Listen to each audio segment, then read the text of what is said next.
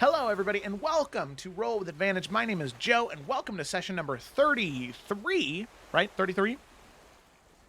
Yes. All right, Yeah. session 33 of the Isles of Iverion, currently titled Return to Sandpoint. Now, for those of you that have not been with us since the very beginning, understandably so, 33 sessions was definitely more than 33 weeks ago. This was sort of their starting area. This was where the campaign started, and you can see right below me the Welcome to Sandpoint.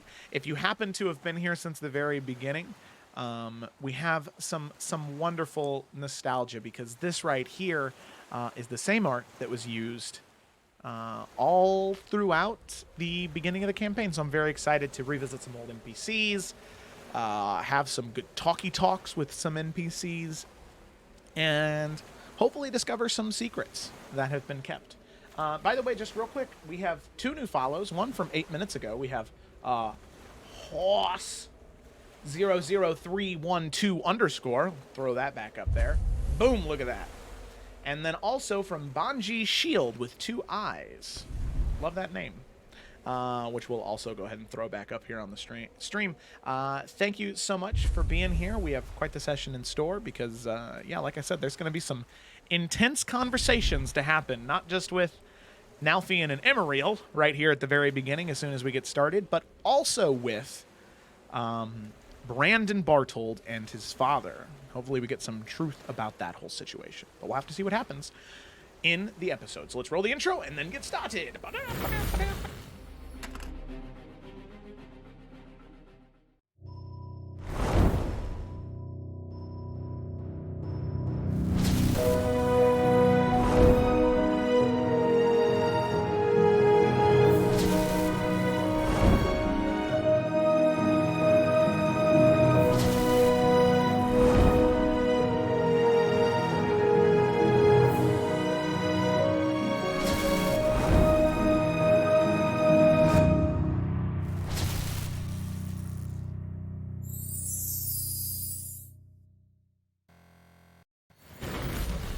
And we are back. So, as is tradition here at Roll with Advantage, player-led summaries. Now, there was a little bit of confusion going into this week about who was doing the summary. So, we do have 2 summaries written, but only one summary will be read, and that will be the summary made by River. So, River, whenever you're ready, take it away. Yeah, I wrote one. I remembered. Yay! Yay for remembering. Last session, the group arrived back on the ship, the Southern Star, after having been in Dragon's Bay and Highland Pass for quite some time. Getting back on the ship, we all got to meet back up with the crew, who we all missed a great deal. We talked about where we were going to go next with Captain Heather Scott. We introduced them all to Simon, a small dwarvish boy, who also seems to be kind of half dragon born in a couple of ways. So that's very interesting. On the ship, a couple of very interesting things happened. We met Lucky, the golden retriever / fire spirit, came out of Eurydice's amulet after some meditation, who also referred to Yuri as Dawnbreaker. So that's very interesting. Twig had some conversations with Miatso, talking about Eurydice's aura, seeming to have a lot of different things going on around fire and being trapped. But Miatso also told Twig that Nalfian and Twig's auras have changed for the better and seem to be showing very positive things, like how the broken towers in Twig's aura seem to be fixing themselves. Nalfian now has a green-skinned lady watching over him in evergreen trees as he has now become a knight. We also met the brilliant merchant, again, very creative naming. Yep. Where we bought some very interesting items. Twig got a wand of secrets to reveal traps. Yuri got a ring, well, 2 rings actually, that let her heal people and let her change 1 letter from any spell title, which is very fun. And then Nalfian got some cool boots of vigilance that let him increase his initiative. He also, good boy Nalfian, sold back the dice that he had that let him cheat and win lots of money, to prove as well that he is becoming more knightly He started to learn the codes of conduct of being a knight with Twig. He also dumped lots and lots of his gold that he earned in not so great ways over the side of the ship to show his dedication to Twig. Yuri and Twig had some really good conversations in which Eurydice cleared up her devilish heritage, and also Twig opened up about some of her fears about being a lady and what she is meant to be doing versus what she maybe wants to do. Yuri also had an interesting experience in the mirror where she tried to talk to her, well, a version of her mother in preparation for the conversation she is going to have when she gets home. Although seeming to open some kind of weird font of other magical power. So that was very interesting. Brandon, formerly known as Den, also talked to all of us about meeting his father again and potentially staying in Sandpoint to, well, figure out what he's gonna do.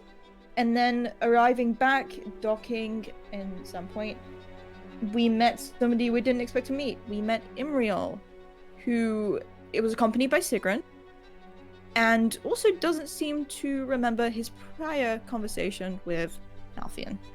And there were a bit of hostilities as Nalfion drew a sword, and that is where we left off. Yeah, that is exactly where we left off. So let's go ahead and dive in right there. Picking up right where we left off at the end of last session. All of you had just begun to get off the Southern Star. The three of you, Nalfion, Eurydice, and Twig, accompanied by your two NPC companions. Blossom, the satyr bard, a member of the Silent Shields, and also Brandon, a young man you met in Raven Rock, who had just been the archivist at the cathedral of the capital city of Iverion. But eventually, after traveling with him, you began to learn more about him. Trained in the ways of wizarding, very gifted in his abilities. You also discover that he is the son of Lord Henwick Bartold, the man who originally sent you on your mission to hunt down these cultists, find these artifacts, and make sure that nothing bad happened to the kingdom that he lived in. And you have this odd moment where Brandon is telling you what happened to him on his 18th birthday, as all of his brothers had ever done before him.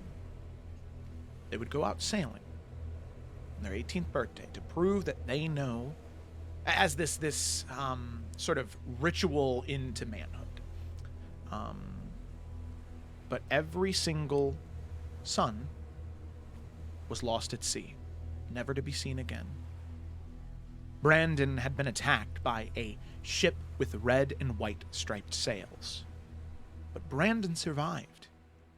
He washed ashore in Raven Rock, and he chartered a ship back to Sandpoint, hoping to reunite with his family, to show them that he was alive. This is when he was only 18 years old.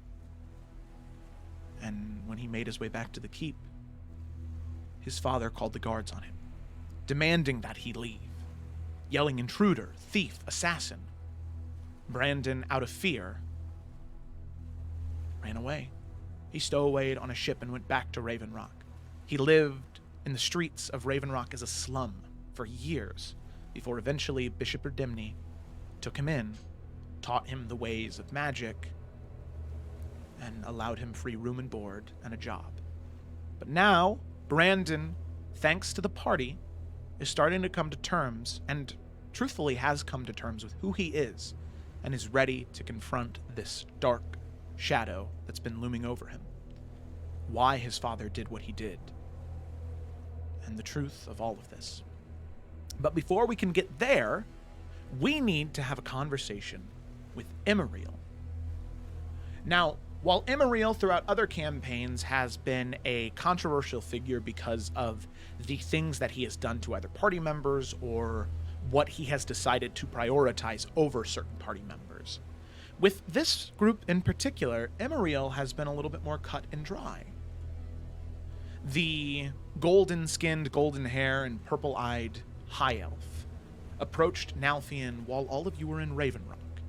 And while he was speaking with Nalfian all that time ago, something changed about Nalfian's shadow.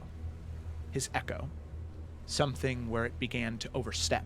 It began to grow more wild and more aggressive, until eventually, due to Emeriel's actions, it almost caused Twig and Eurydice to be killed by this shadow. Luckily,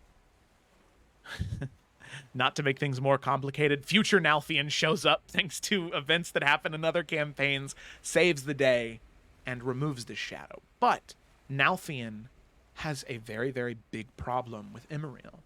As from Nalfian's perspective, it's Emeriel's fault as to why that happened. So that is right where we're going to pick up. As Emeriel was wandering around the dock, not expecting to see any of you, apparently, sees Nalfian, and a smile on his face begins to wave. Nalfian! Nalfian Bainir! And Nalfian, in that moment, you draw your rapier, and you can see as you begin to draw your weapon, Sigrun, his bodyguard, this massive Western salamander woman, already draws her great sword. Even though there is much more heft and weight to it, you can tell that this is one very skilled swordswoman. So, as she draws her blade, you draw yours. Emeriel shouts out, "Stop! Everyone stop this madness!" As Emeriel hands up, shouting for everyone to stop. You can see Sigrun doesn't approach, and that's where we're going to pick up right there. So, Emeriel, standing in front of you, hands up maybe 15, 20 feet away. You can see that a lot of the attention on the dock is now being drawn to where all of you are. And Emeriel has his hands up saying, "Stop, stop, please!"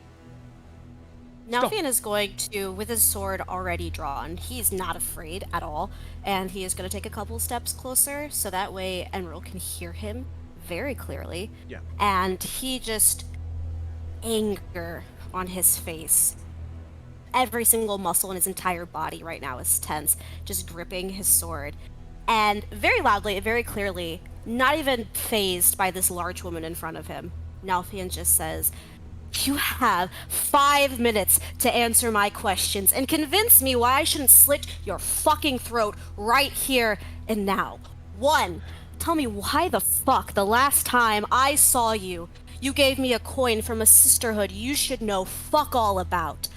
2, tell me why did my echo, from that moment I saw you, I no longer had full control. 3, why I should let you live after that fucking shadow attacked the only 2 things that I care about. Only for some fucking version of myself from some other time to come back and warn me not to trust a thing you fucking say. The clock's ticking, and just because you've brought somewhat protection, that doesn't mean shit to me. I want answers right now." And you will have your answers. I understand your frustration and your anger, believe me. You don't understand shit. Start talking. Sigrun, put your weapon away. And you can see she kind of grips her blade tighter and then listens to him and sheaths her blade. Your first question was about this sisterhood. I'm assuming the black coin that apparently I gave you. Nothing, just narrows his eyes. Apparently. Apparently, yes. What do you have, fucking memory loss? Well, that's the first thing that I should address, and I know this is going to be very hard to believe, and I know that you're going to think that I'm lying to you, but I can promise you I'm not. This version of me that you talked to, it's not the same version of me that you're talking to now. You see,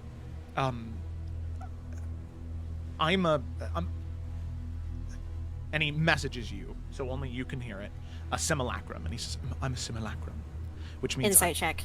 Make an insight check, yeah.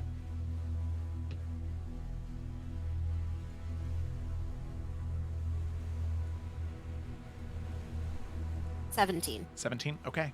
As far as you can tell, he's being honest. And he explains to you what a simulacrum is, where some mages, sorcerers, wizards, they can create copies of themselves, but every time they make a copy of themselves, it gets weaker and weaker and weaker. So if you wanted to cut me down right now, you could. A stray arrow on a battlefield could kill me. And I tell you this because I trust you, because there are others that I have talked to. I believe that you should be familiar with Eurydice, and, or you should be familiar with Bianca. Bianca had several conversations with Eurydice. Nalfin is still, like, gripping his sword. He hasn't relaxed at all, but hearing him knowing about Bianca, he just kind of glances behind him for a second. Okay. So, I'm not convinced that I shouldn't kill you still, so you better keep talking. I will. Here is what I believe. Bianca and those adventurers in the Salamander Coast, they told me of what you saw, of what the older version of you saw. I'm assuming this is the same one that I heard of a warrior of light fighting a great shadow in the sky in Highland Pass. I'm assuming that was that then. If I am correct in my assumption, you, Nalfian, you did kill me, but you killed me, the first me. As if a simulacrum dies, they turn into a mound of snow, melt away seconds later. When the version of you that wound up in the future killed me, there was no snow, there was just a body. My theory, my belief is that the Emeriel that came and talked to you was the real Emeriel. And that Emeriel, as I'm sure your investigation from the Dowie have already led you to believe, of an entity of great turmoil and darkness. I believe that that Emeriel is a servant of the Dark One. The Emeriel. True. What was this shit about not being able to sacrifice what is necessary? What did the real one not sacrifice? I wish I knew. At that point, it must be something that hasn't happened yet, that it read about. I wish I knew. But the rest of your questions. The Sisterhood. Nalfin's gonna, like, check his watch as if he has a watch on his wrist. And then look back at Emeril. Yes, I understand. Time is very valuable, believe me. The Sisterhood. Well, your life's very valuable, so... The reason continue. I believe I gave that to you is because there is now a new leader of the Sisterhood. That leader is directly connected to, and he looks at you, Malice, Vania. So... Where's everyone else at while this is happening? Right behind you, bro. Yeah. Oh, okay. Is Twig behind me? Is Twig there as well? I mean, yeah, everybody walked yeah. down with you. Yeah. Okay. A lot of this stuff he's been whispering to you, but ever since you said that I like time is valuable, he started saying this stuff out loud. So the thing he said about the Sisterhood now belonging to Malice. So then my belief is I gave you that coin. So if you would try and find the Sisterhood, you would go right into their hands. And then she would have you back. Fucking serious? That's my belief. Are you fucking serious? Because, Nalfian, there's something that you should know, and he's going to message this part. And he's going to tell you what Kayla knows about what Malice had been doing with the Vanir sons. I'm assuming that you remember that? Yeah. And he's going to tell you that, and he's going to choose to message you that because he knows that's very personal. And then he'll say out loud. So then that leaves the shadow, not you not having control of it anymore. That version of me must have done something to it to allow the Dark One to have more control over it, to give it more power, in an effort to try and change this thread of reality. So, the fact that you're standing here now and that your older version of yourself fought and slayed, or at least removed that from our reality, that's a very good thing, Nalfian. But the final thing, why should you let me live?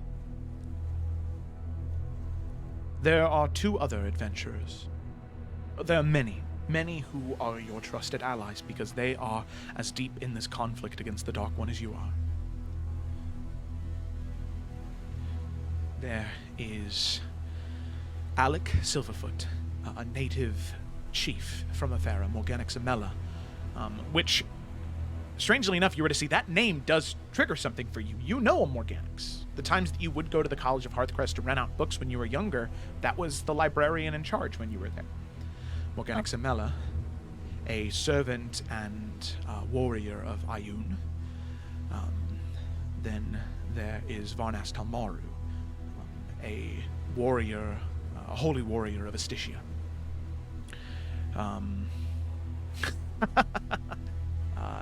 Then there is also my son, Zamir Casario. There are those 4, and then there are 6 more. There's Bianca de Song, who you already know of.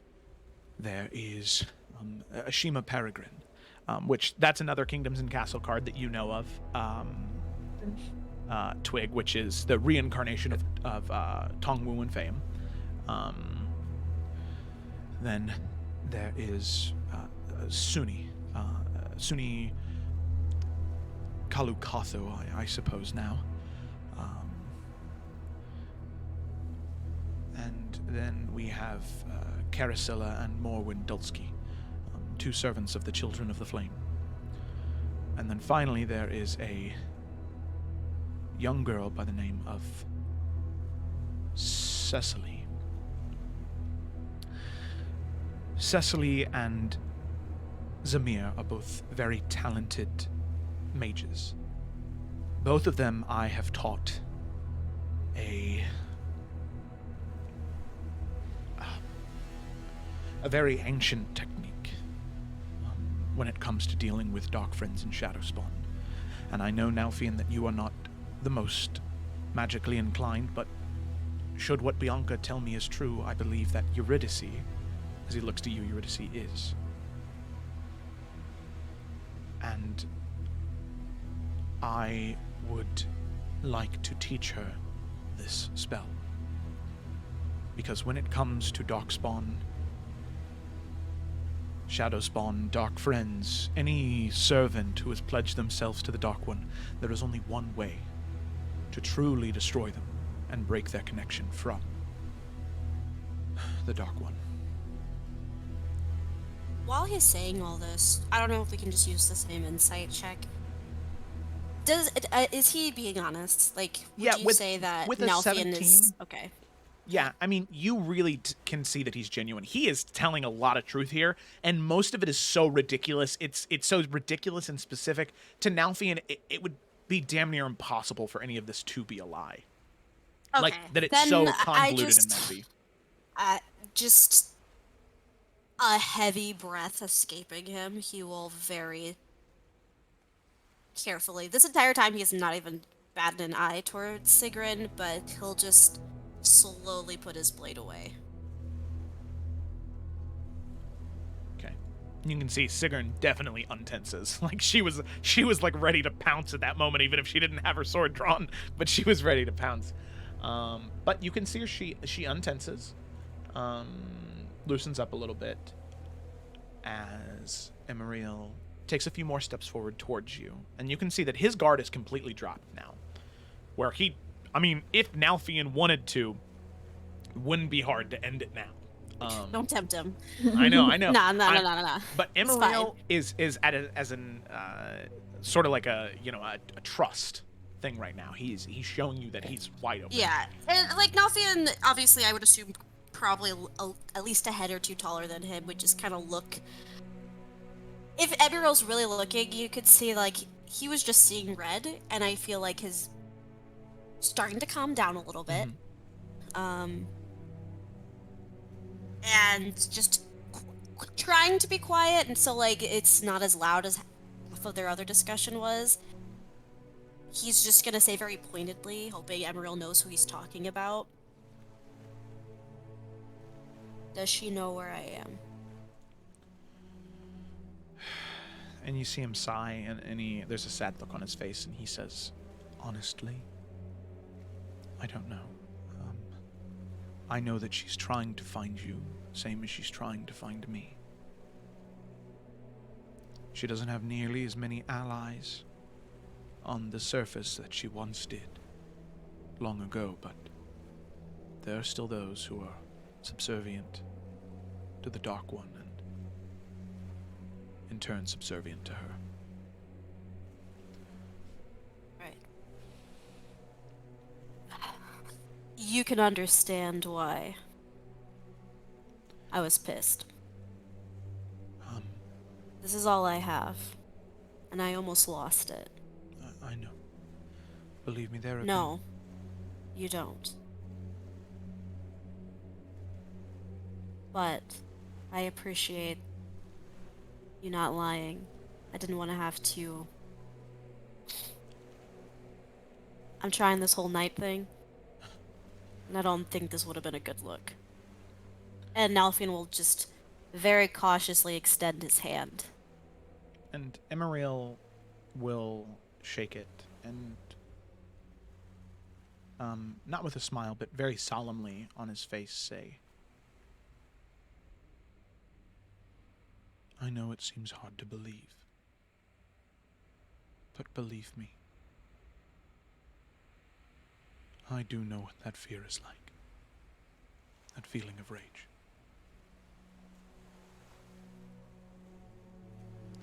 And that the handshake will drop, and he'll walk over to you, Eurydice, and say, "This is a very ancient technique, and I will imbue the knowledge into you. Now, I think that it might be too powerful for you to use now, but very soon you should be able to, and hopefully before you even need it, you'll be able to use it no problem. This is called Balefire. It is a radiant bout of divine flame, and the spell can be used to sever a connection to the Dark One. But the thing is, if someone is not a servant of the Dark One, or Shadowspawn, or one of his creation, it will have no effect on them. So be mindful of that. When you're ready, let me know, and I will bestow it upon to you." Okay. Good to meet you. That was... Hi. Yes, hello, I don't... Yeah, she's gonna, like, hold out her hand, looking very, like, okay. I know that this must Right. seem strange. Believe me, it is for me as Yeah. well. I've heard everything about the group of you from bards and gleemen, and from what stories were told, and from what Bianca told me of all of you. So I'm afraid this is one of those situations where I know much more about you than you do about me, and I apologize for how quickly this is all going by, but sadly there is still much to do in preparation for the weeks and years to come. And he'll grab your hand, and you can see that he just begins to slowly trace around the flame tattoos on your hand. And you can see that they begin to sort of glow with this bright goldish yellow energy. And then he sets his hand on yours after drawing those runes, and you can see him exhale as you can see underneath his eyelids, his eyes begin to glow that deep purple, thrumming with energy, as you can feel this wealth of knowledge enter you as you learn how to cast Balefire. Now, this is a 4th level spell, so sadly you do not have access to it now. But the spell, there's no dice rolled with it. It just does a flat 40 damage to any Dark Friend or Shadow Spawn. Okay. And the best part about it is, if it is the killing blow on any Dark Friend or Shadow Spawn, they cannot be reincarnated, remade, given the gift of undeath. Their connection to the Dark One is severed, and their soul is shattered. So, Great. yeah, that's 4th level, so I'll add that to your character sheet when you reach 7th level, which only one more to go. So yeah, you'll have that, and you can feel the ability to cast it. However, something's very odd when he gives you the knowledge. You see him kind of pull back a little bit quicker than what he might have normally done.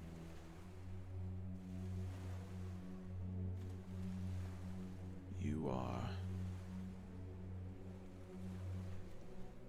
And he's just sort of squinting at you with this very confused look on his face.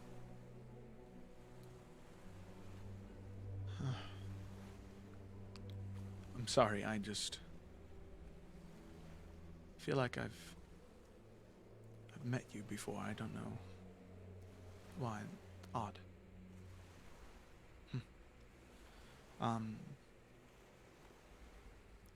Sorry. Anyway, It's okay. This can be used and should only be used sparingly, as this intense bout of magic can be known to cause damage to the weave. So use it sparingly, and only in dire circumstances, when you can be sure that it will shatter that soul.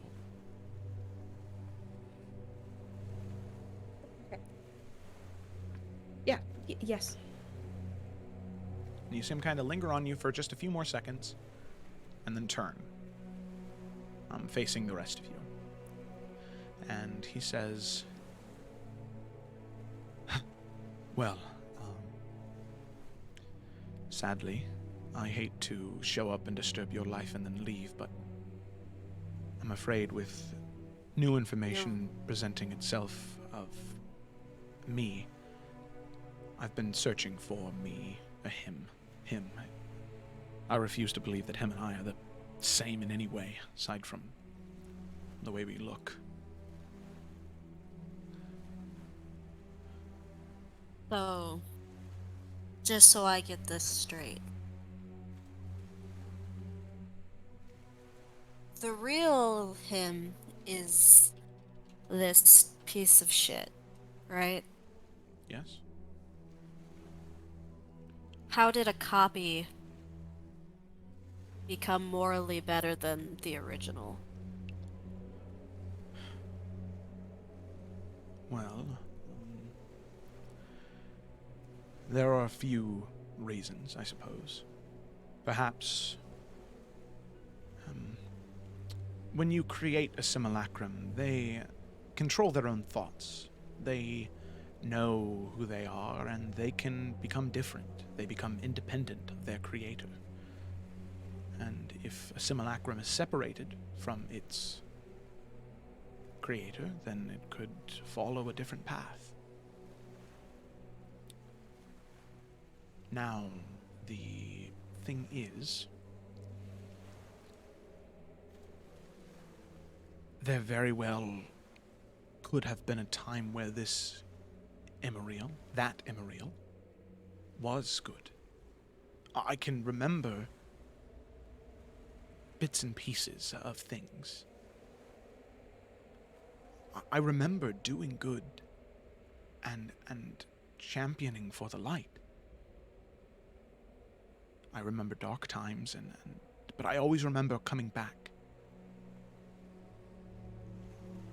I can tell you in my memory, never have I created or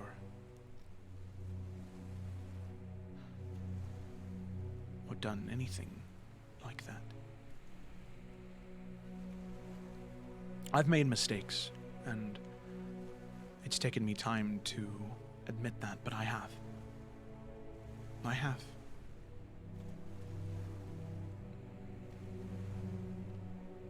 But I have never done anything as grievous and grotesque as that. And my goal now is to hunt him down. And get Right, answers. well, if he's unwilling to sacrifice whatever this thing is that's necessary, maybe you should start with what he can't stand to lose.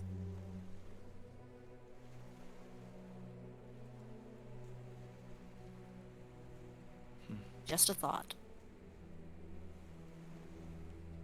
I'll keep it in mind. I don't know what it could be yet. Wasn't willing to sacrifice what was necessary. Direct from me to me. See him Look, exhale. again, I apologize. You say you understand, then I hope we are on the same page. We are. Believe me, we are. Well, I see him kind of grimace. I'm very sorry for disturbing your travels. I'm sure after however long you've been gone, rest is the first thing you'll want, and I'm sorry for intruding on that. I do wish you the best of luck on the rest of your journeys and safety. There are dark times on the horizon. But just know that you do have allies. They may be half an ocean away, but they are there. Nothing will just nod. Good luck. And with that, he'll turn. Him and Sigrun will reunite back together, and sort of people on the dock have just been kind of spreading further and further out as all of this has been happening. And the portal opens. The two of them walk out, and you can see that there's this hushed murmur over the crowd, just sort of staring towards you and what's happening. And just very, very, very confused, but life goes on, and they just kind of pick back up with what they were doing. And all of you are left standing there. The moment, like, Iveriel's gone, Hero just looks at the others like, what just happened? What was that? Nelvin's gonna, like, clap his hands together, trying to bury that fucking anger back down. Yeah. Yeah. Yeah. Din, let's go see your dad.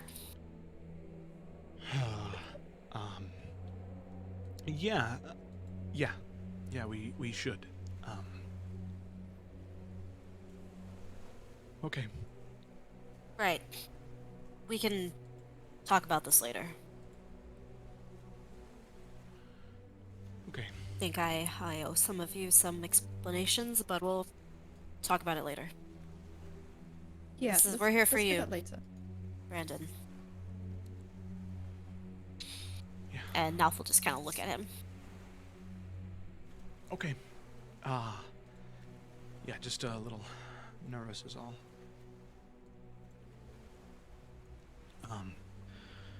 Okay, yeah, no, I'm good.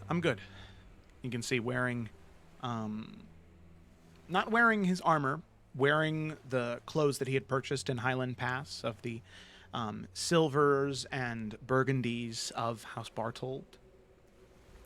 You can see that he still does have the sword that Bishop Redimni gave him at his side.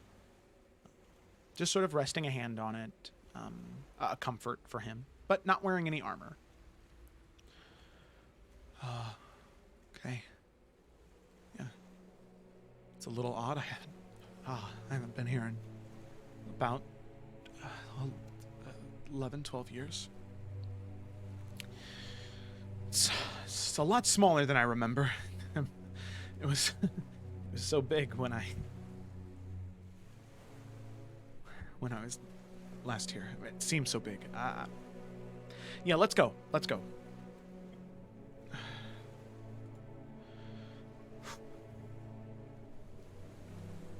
Okay, I guess I can lead the way. It is my city after all. I mean, now it's like... Assumed it was gonna. I thought, him and Twig probably, I mean, Alfie would have put, like, a hand on his shoulder and just kind of, like, help guide him the right way.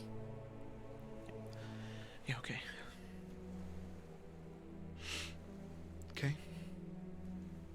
Okay. Like, are you alright? I'm alright. Good. I just worry what's gonna happen. Alfin just nods and he'll, like, offer to take her hand. Yeah, she'll put Lala down. And grab it.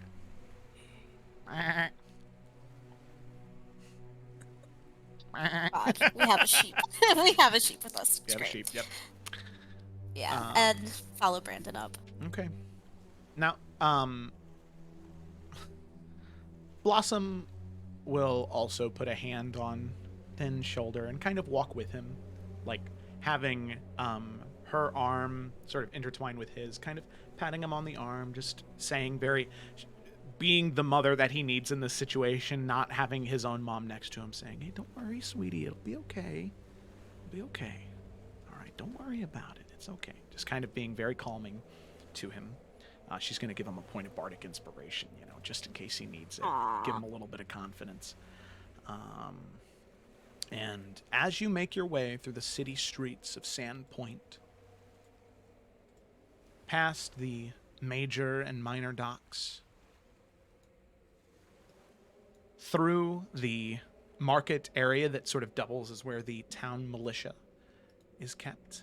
I'll go ahead and pull all of you to this map of Sandpoint that hasn't been used in 5 ever. It's like nostalgia. I know. Look at that. Shipwright Haven. There we go. So, you make your way through those streets, passing not only that, but also the arena where Nalfi and you had done much fighting before, till eventually strolling up to the gates. You can see guards standing there, and they wave to the party. They wave to all of you. And they greet you. "Oh, yeah, it's great to see you again. Lord Bartold will be very pleased to hear that you're returned. There's a few of you, well, there's the same number, but, there's, the 2 new ones traveling with you. Who might they be?" And you can see they were talking past Brandon to all of you. And you see him sort of inhale and exhale. "I am Brandon Bartold, son of Lord Bartold. I request that you open the gate and allow us entry." And you can see the 2 guards sort of look at each other, and they just sort of laugh. That's so. You got one of those bards with you trying to pull a fast one on us. Oh. And then they see the look on all of your faces, and they sort of, you can see their jaws drop immediately as they sort of, Yeah, I'd open the door if I were you. Of course. Open the gate! Open the gate! And you can see them very nervous, especially because of the way that they were just asking. And as Brandon walks by, he says, "Don't worry, it's been a long time, and I'm sure if I was in your position, I would have done the same thing." And he places a shoulder on the soldier's hand. He places a hand on the soldier's shoulder, sort of squeezes, and just about the exact same way that you very consistently do to him, Nalfian. No. And it's very sweet. In sort of these next few moments, you can see little things that all of you have kind of imparted with him to build his confidence and change him from Din, the archivist, to Brandon Bartold, the man he was always supposed to be. As you walk towards the keep, Brandon stops at the door, and he turns to face all of you and says, "I have to stress, I don't know what's going to happen, but I know that this is my burden to bear. Whatever happens, I need to handle this. I've been avoiding it for too long, and I can't let someone else speak for me in this moment."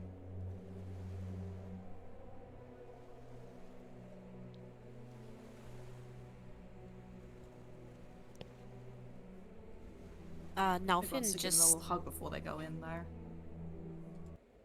Yeah, Nalfin just...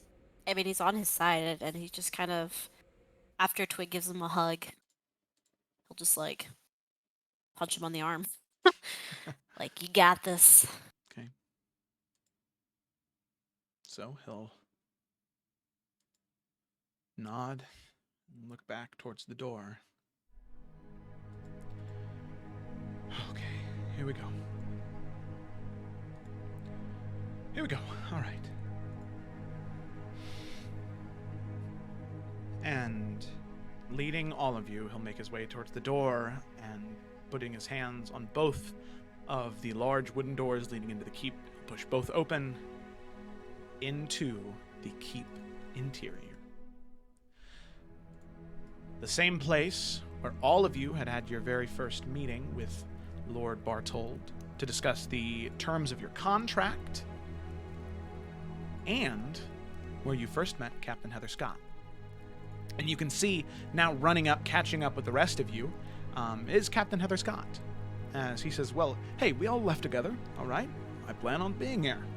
Everybody's getting a payday today, all right? So, but also I'm excited to see reunion, you know." Nalfin just gives him a look.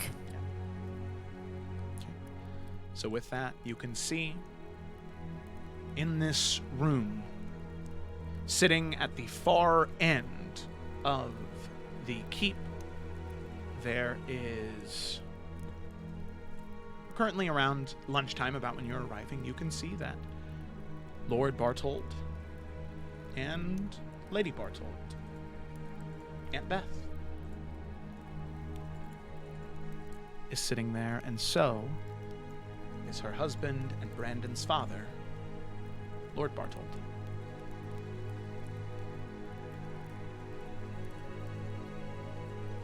As the two of them sit and eat, as the doors open, they both look up. And you can see for a moment they both kind of squint. And there is this realization, this flash on Aunt Beth's face. And she smiles. And she immediately gets up and runs around the table and runs down the small set of stairs and runs up to him and hugs him, like jumping hugs him, as Brandon hugs her tightly. And she says, "Oh, my boy. You've come back home. Oh, I missed you so much."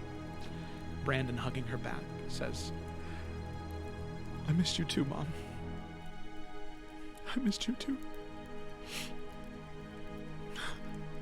You can see that you can just hear the small whimpers as Aunt Beth places her hand on the back of his head and just kind of rubs his neck a little bit and just hugs him so tightly.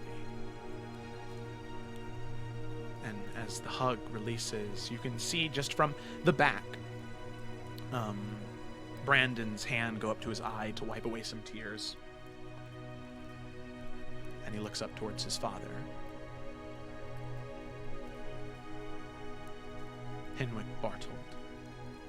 And you can see the older man, scruffy beard, scruffy hair.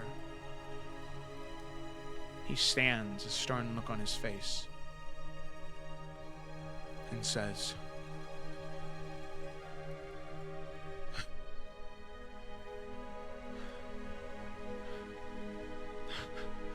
God says an impostor in our keep. There's someone pretending to be my son. Beth, you move away from him. This is not our son. God! Can we see if there's something wrong with him? Yeah, make an insight check. Oh God, someone help me out with this. And you can see, as you're making that insight check, Aunt Beth goes, "What are you talking about? This is our son." Oh, hell yeah. Henwick. 18. 15? 18. 18. You can tell that it's not distrust, that he does believe that this is his son, but there's some other reason as to why. Now I'm just gonna look to like Eurydice, knowing that she's way more magically inclined than he is, to see if like something else is going on.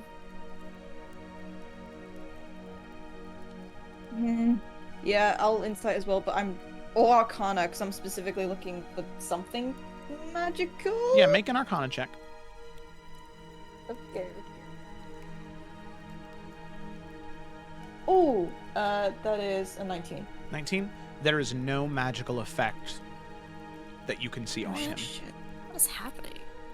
And he says, "No, you are not my son. You are not our son. You are a thief, a brigand. You've come to try and you know my son's demise, and you want to steal from me. That's what you want to do. Guards! Wait a second. Aunt Beth I think we kind of- all should just take a moment and relax here. Brandon turns around to you and he puts his hand up. He says, "I can handle this. Thank you." And you can see guards start to run out. And Aunt Beth tells them, she says, "Stop. All of you stop." And you can see the guards do stop. And Lord Henwick says, "No, you arrest him. Just take him."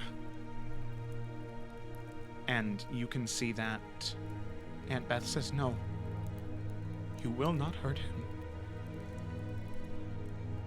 He is my son. He is our son, Henwick. Why are you doing this?"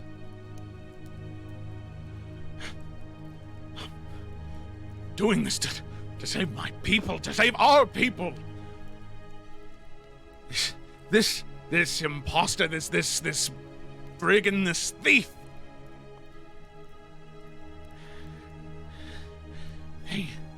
They needed to die. Beth, they needed to. For the good of our people, they needed to die." "What are you talking about, Henwick?" As she now starts to run towards him. "What are you talking about?" And the guards just sort of step back. Fine. If they won't do it, then I will." As you can see Henwick move around the table as Beth is trying to stop him. Oh, absolutely not. He just kind of pushes her out of the way as he, off the one of the fireplaces, sort of pulls a sword out. And as I he's was gonna step in front of him. "No. Nalfian, don't. I have to handle this. This isn't your Then, place. I don't want you to get hurt." God, Nelvin is so conflicted, but he's just gonna give him a very stern look, and he'll just take his hand off his hilt of his sword and just stop. Aunt Beth sort of yelps as she's pushed out of the way. What are you doing? What are you talking about?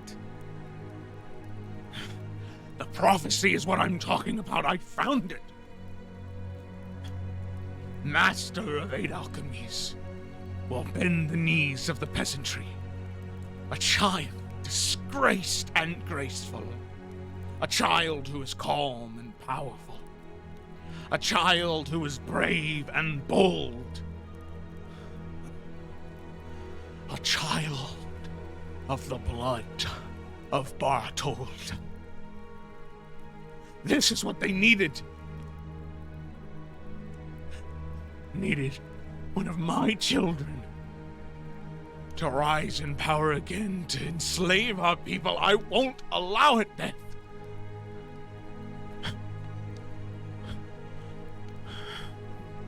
You must die, Brandon. You must die, Brandon. And you can see Brandon standing still. And you can see his posture straighten. Hand on his hilt. All of you can hear the click of the blade from the scabbard. As Brandon looks towards his father, who's currently starting to run at him with a sword, heaving it over his head. And Brandon says,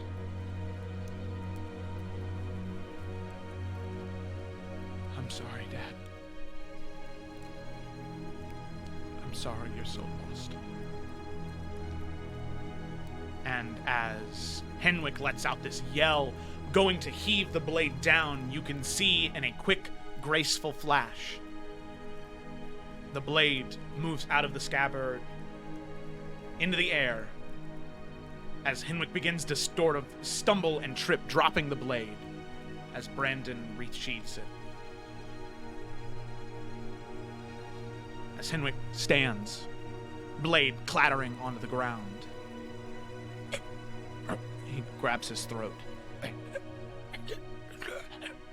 as blood just pouring from his neck and pouring out of his mouth, covering his hands. You will bring ruin upon us all.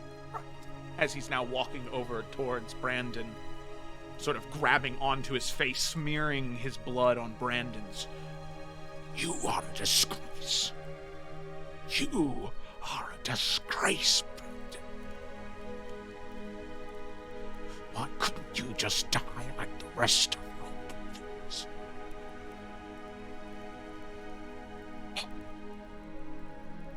As Lord Henwick just falls into Brandon's arms, as Brandon grabs onto him and falls to his knees.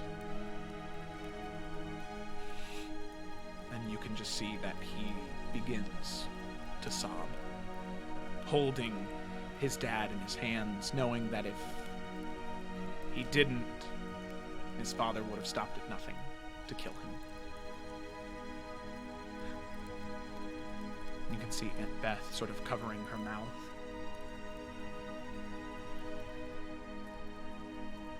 And runs over towards Brandon and gets down on her knees next to him. And rubs her hand on his back as the two of them just stare down at the body, as Brandon just weeps, and so does his mom. And I know this is a bit early for a break, but considering the energy, we're going to go ahead and take a break right there. And when we come back, we will, we'll dive back in. But I understand it's early, but just because this is, gotta, Yes. we gotta take a brief moment, let everybody recompose, and then we will be right back. All right. So let's go ahead and head to break time. I'm gonna go ahead and deafen myself on Discord, and Kayla will let you know when we're ready to come back. Alrighty. Well, yeah, intense stuff. I'm gonna go ahead and swap to the break screen, and we'll be right back. All right? Okay.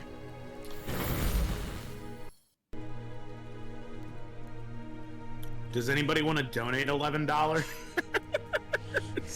You know what? I'll donate $11. Wait. Hold on. I got you, don't fam. don't give money to children. I've got a better idea. Don't give money to children. Quote me on that. Someone clip it. I'll give you one of my flashes of genius. And I'm gonna click everyone else. Okay. Alrighty. So all of you begin to ride that way, and as soon as you get within range, after moving your way through the fairgrounds, which as of right now are a little dull, it's about noon, so there are some small games happening, and you can see there are a few sparring matches going on. These people anywhere between plate and chain. And I mean to be so forward, but you know, I've often been told I'm the horny one. See what I did there? That's pretty funny, huh? Yeah. Mm-hmm. I've been saving that one special for I am you. very proud of you. So you saw that?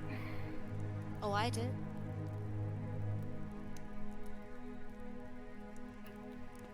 That was not great. okay. So Poe, you don't get a saving throw. You're just like this until either the spell ends or you lose a hit point. So as a mouse, Pawasa Meep. Nice. That's going in the quotes. Can blossom me.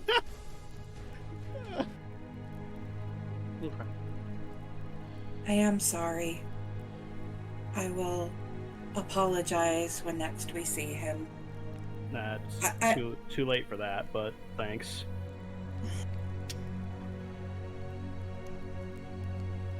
Well, I don't think it was necessarily a bad thing.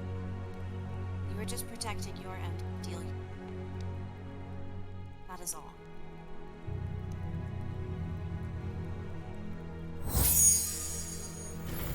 We are back. I don't know if that was caught at all, but I hope not.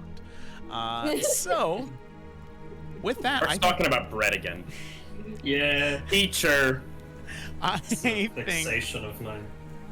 that on that note, we should go ahead and dive in. And as is now tradition, to quote Tevye from Fiddler on. People that put them here are the kind of people that make this place a nest of sin. Let's get our job done and get on. It's mad they still look better than you. Nice one. That's not hard. Kind of looks like a shriveled raisin, you know.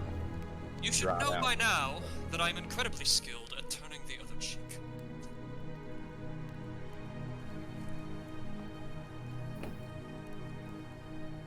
So,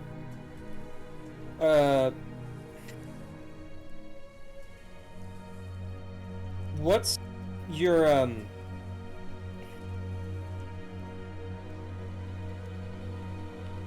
why are you happy?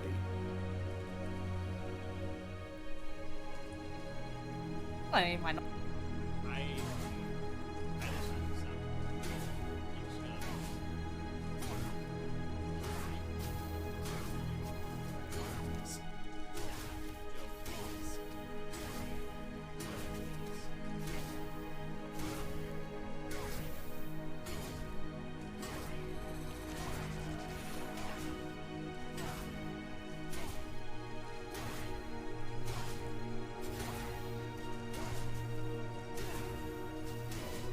Where are you going? This is the most intense boss fight in the game. I think we need to let the coordinator know so she is prepared. I'm sure I can cast Sending, and she could probably be here for us to discuss in detail what we need. I'm guessing a total of 75 words in one day will not be enough. Probably not. I can cast the spell 3 times. Hey, that's metagaming, sir. Bardass knows that. Oh, my name. You can just call me Myrrh. Chimp. Merchant.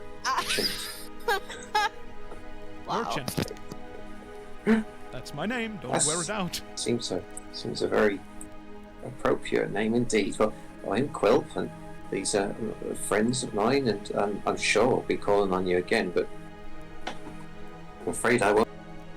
I thought you were pausing for that effect, but it just turns out that we couldn't hear you. Evan is lost in time as well. Well, I thought of a question, so maybe we can retcon that and Bianca can pipe up and ask her as well. Evan figures out his crap. Oh,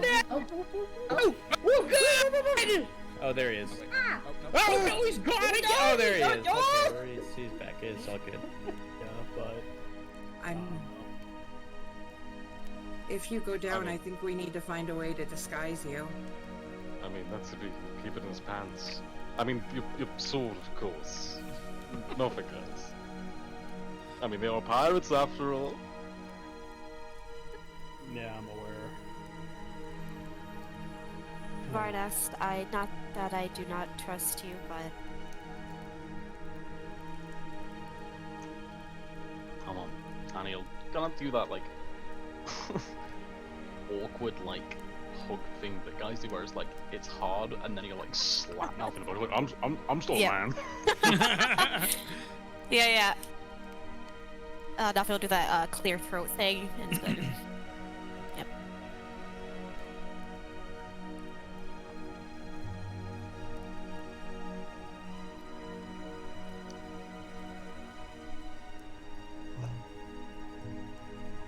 That's very beautiful. I'm glad you can do it.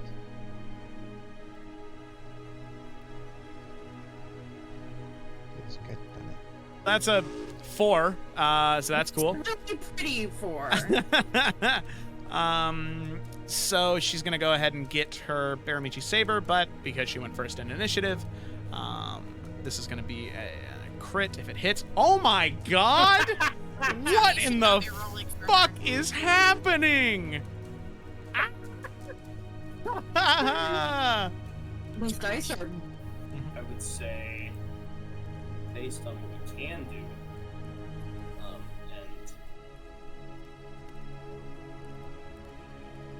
you guys want to get high? I mean, mushrooms. It's either that or just kind of vibe.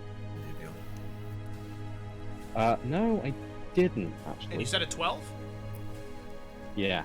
Roll a 4. Plus D4. Roll a 4 and you'll win. Oh! Oh, so close. Oh, fuck off. Oh, God. Sorry. Go. Oh, wait.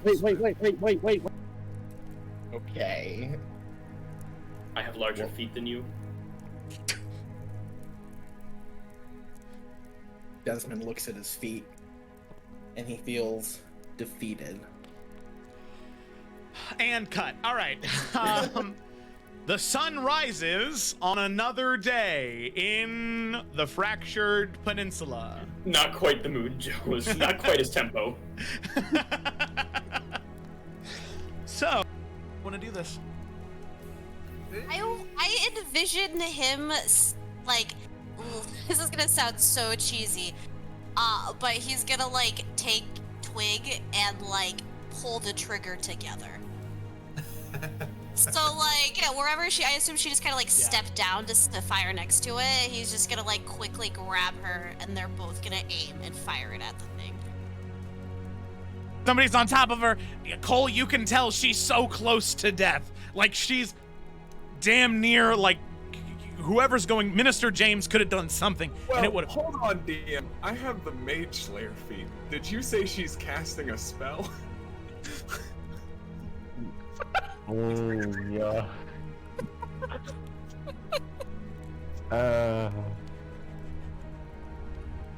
You see him kind of getting his armor sorted out as he gets out, and he just, all right, let's see what all this trouble is. And you see him just passively glance and see Ellie on the roof and just, Oh, fuck. Oh, it's real. Oh, fuck, indeed. And he's kind of absorbed in that, so that has also bought you some time. He indicates with his eyes that it just be. It's like droids on Star Wars. You just get one grunt, but it's like you interpret it as like an entire sentence. Yeah, you said it, Chewie. Oh my god. Fuck. Well. Yeah, Cecily's smacking on some eggs. That's what's happening. That's what He needs to do. Is it talking back to you, Lapis? I'm listening, and I'm attempting to absorb any energy it wants to release. You can release your energy now. Oh, no, we don't want things releasing their energy. Let's be careful about All that. right, and we are back. I'm gonna go ahead and undeafen on Discord. All right. Hello there, group of three. Oh. We're back now. How's everybody feeling? I saw some food, so I'm good. Okay, yeah, got a full stomach now. That's good. That's good. I was so hungry throughout the whole thing. I was like, oh, can't wait to break to make like a snack, and then like yeah. Anyway. All right.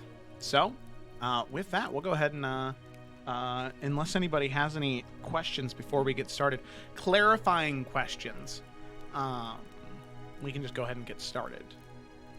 Because I just want to make sure that if my mic cut in and out at any of those points, if you had any clarifying questions about anything that was said, especially because that was kind of some stuff.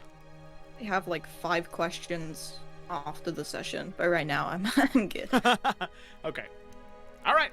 Well, here we go. Let's go ahead and dive in. So, oh God. All right. Wait, let me think about the Sarah McLaughlin ASPCA commercial. Yeah. ASA, what? SPCA. SPCA. Okay, yeah. The sad animal commercial where it's like, in the arms of an angel. So I can get sad again. This is what acting's all about, by the way. Okay. So, as we dive back in, all of you had made your way into Sandpoint and into Lord Bartold's keep in an effort to reunite Brandon with his family. After being gone for 12 long years, hoping to find some answers as to why his dad, when Brandon did make his way back, why his dad claimed that he was a thief, that he was an assassin. And now, having made your way back into Sandpoint, you now realize why. You've been told why by Lord Bartold himself. Lord Bartold was attempting to try and save his people, the people of Iverion, to prevent them from becoming enslaved by these others, that of House Markle. Because many, many, many years ago, he had found the prophecy of the cult of Markle. A prophecy that claimed there would be a master of the 8 alchemies. That master will bend the knees of the peasantry. They would be a child that is disgraced and graceful. A child who is calm and powerful. A child who is brave and bold. And a child who is of the blood of Bartold. With that, his father, Lord Henwick Bartold, charged at Brandon. If his guards wouldn't do what he wanted, then Lord Henwick would do it himself. Brandon isn't the same scared boy he was when he came back 12 years ago. He's had time to train, and he's been forged in fire from the time he spent with you. As knowing that if he didn't take this lethal strike, his father would continue to hunt him. So Brandon did what he felt was necessary to end this once and for all, to avenge his 7 other brothers who had been lost at sea. He killed Lord Bartold. Bartold, in his final gasps of breath, claiming that Brandon is a disgrace, a failure as a son, asking him why he couldn't just be like the 7 others who just died. And as we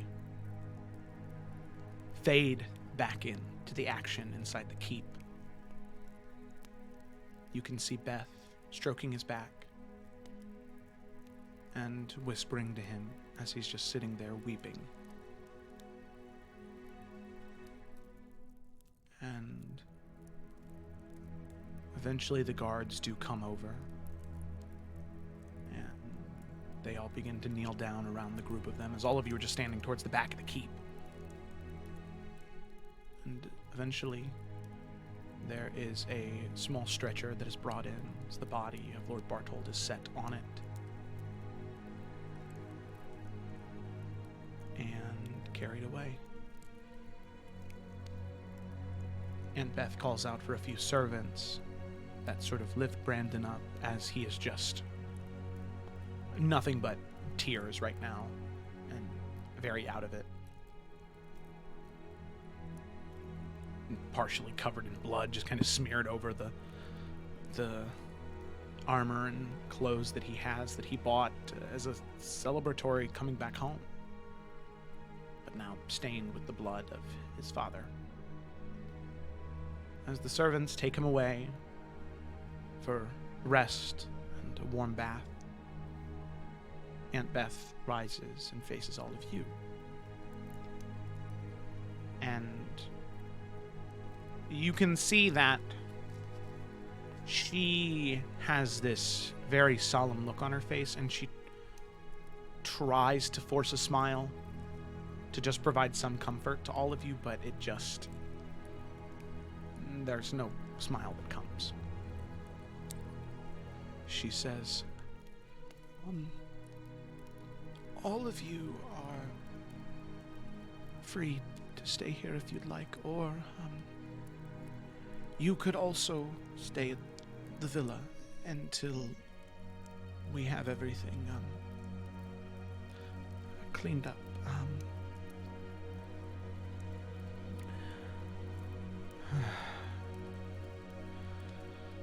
Oh my. So if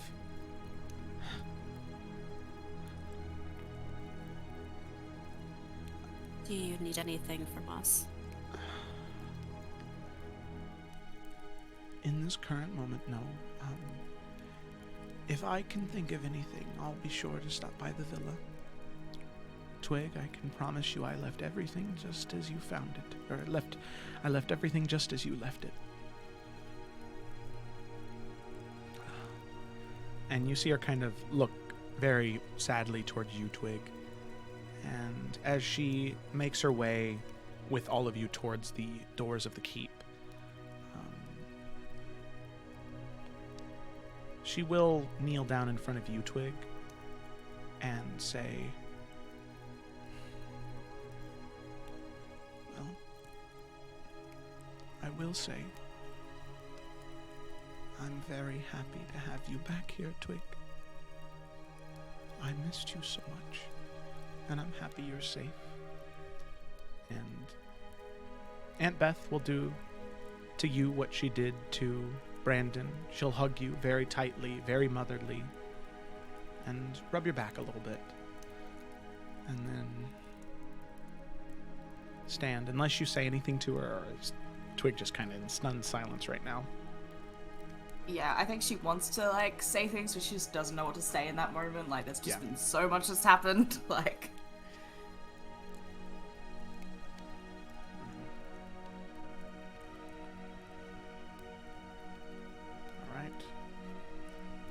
So she'll stand and she'll open one of the doors for all of you to exit out of.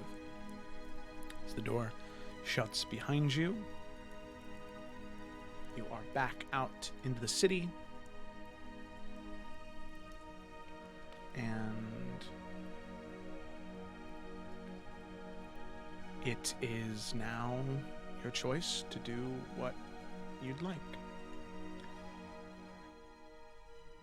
As Aunt Beth said, the villa is yours if you'd like it.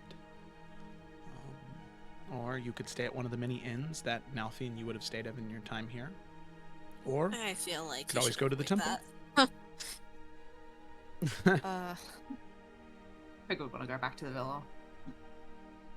Okay. So, you head north of the city, right outside the walls in the city proper, into the Barthold's Villa.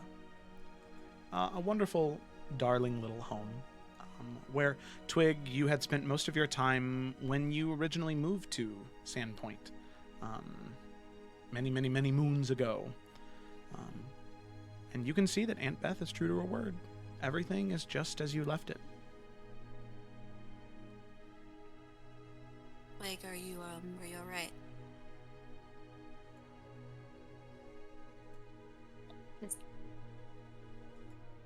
I thought us coming back would be different than this. And it feels weird to be back here. Yeah.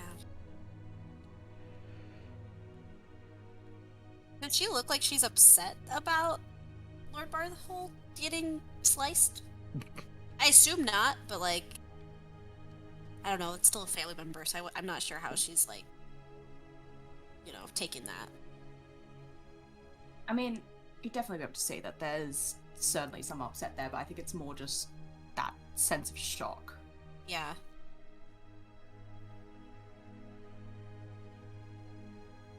Well,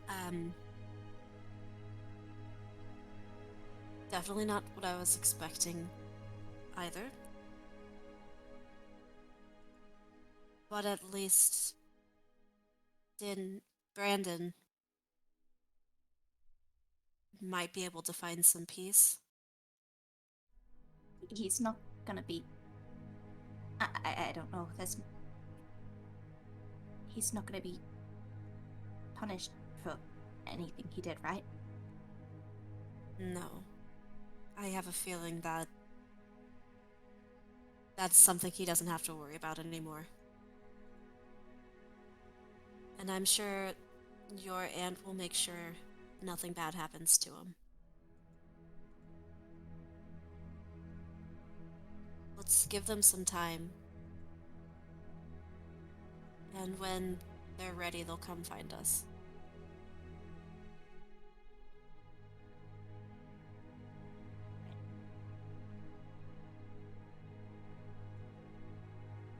We're to see, Well, are you doing I okay? think Lola and I will go for a walk.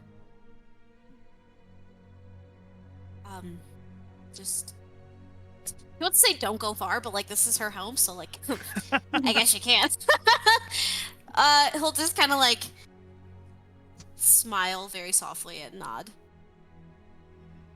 Yeah, she just wants to just do like a little mindless wander through the little forest outside. Yeah, the ones right outside, the ones you're very familiar with. And so, yeah, you make your way out, and you wander around the forest for a little bit, obviously not straying too far, but you stay within where you know is safe, and it is nice to be back out into nature. And best part, nature that's familiar. You can see that there are even a few rabbits and squirrels that you recognize, and they seem to recognize you.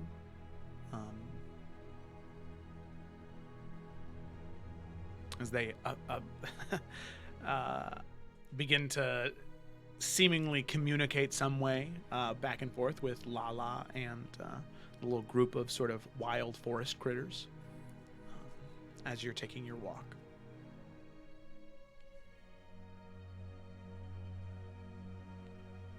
So that leaves. Well, when she Nalfi- leaves, Nell's just gonna check in on Eurydice and see if she's alright. He looks like doesn't know what's going on. He like if you speak to her, she'll be like,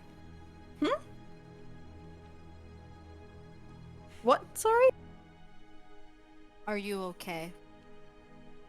Yeah, no, I'm fine. A better question. Are you here? Yes. I am just a bit confused. Suddenly there was... So that's... Right. He didn't even... Okay. That's Iverion. That's the man that you met. You talked to your shadow. And you... Yes. Yeah. Rock and I had met him once. Mm-hmm. And he was very adamant about meeting me. For the sole reason of seeing my shadow. And when we spoke, he gave me a coin. And I don't know what exactly it was he did, but ever since then, I wasn't lying. I've never had full control over it like I used to.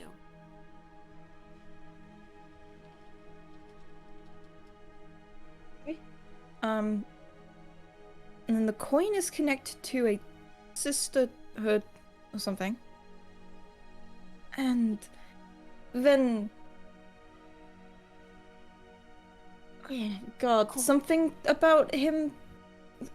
How much did he say about, like, original him being evil, current him being good?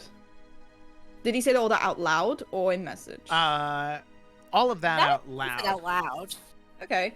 She is so confused. She's like, so there's like multiple versions of him, and then like a future one's bad? No, I think, if I'm understanding what he said correctly, there is one real him and one current copy of him. The real one's an asshole. That's the one I met. That's the one who gave me the coin. This is the copy that is supposedly not an asshole. That is trying to stop the evil one. Nalfian like scratches the back of his head in thought. Right, so although you want us to not trust original, but we're fine with this one?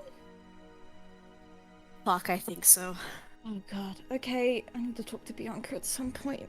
God. He also apparently... So, right. And then was like, hey, you can do magic. Here, I'll teach you this spell. I didn't know what was happening. I can now do radiant things, apparently, which I didn't think that was possible for me to do, but apparently it is. And then he said that he knew me, or he feels like he'd met me, which Yeah. I'm fairly sure I've never met him. Nalfian just like a look crosses his face, and he almost like regrets asking, but what about your friend?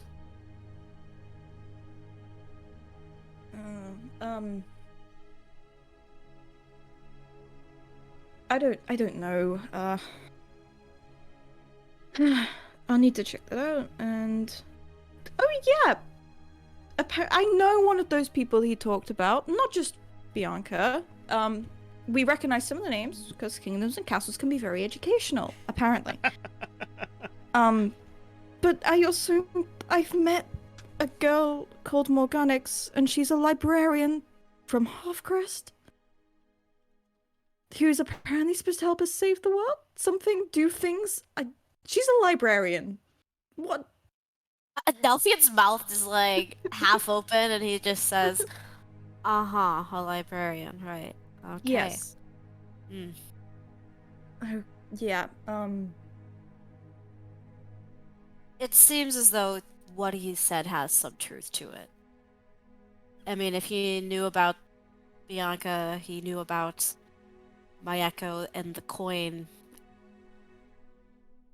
As much as I wanted to kill him in that moment, I thought better of it.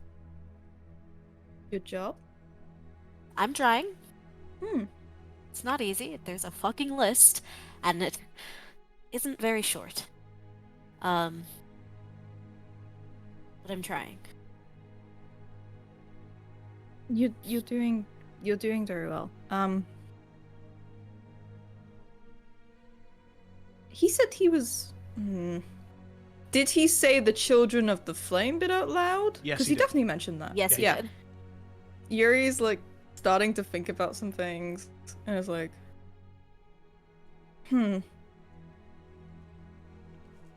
Okay, I need to do more reading. Oh god. There's so much reading. I don't mind reading. I'm glad you're doing it. Yeah, okay. I don't know how all of this is connected exactly, but I think we're at least off to a good start. Yeah, just, you know, I know he's obviously a very busy man. Many things to do.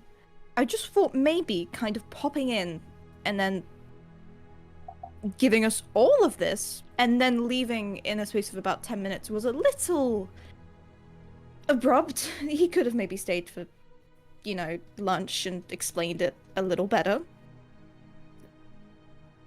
But, you know...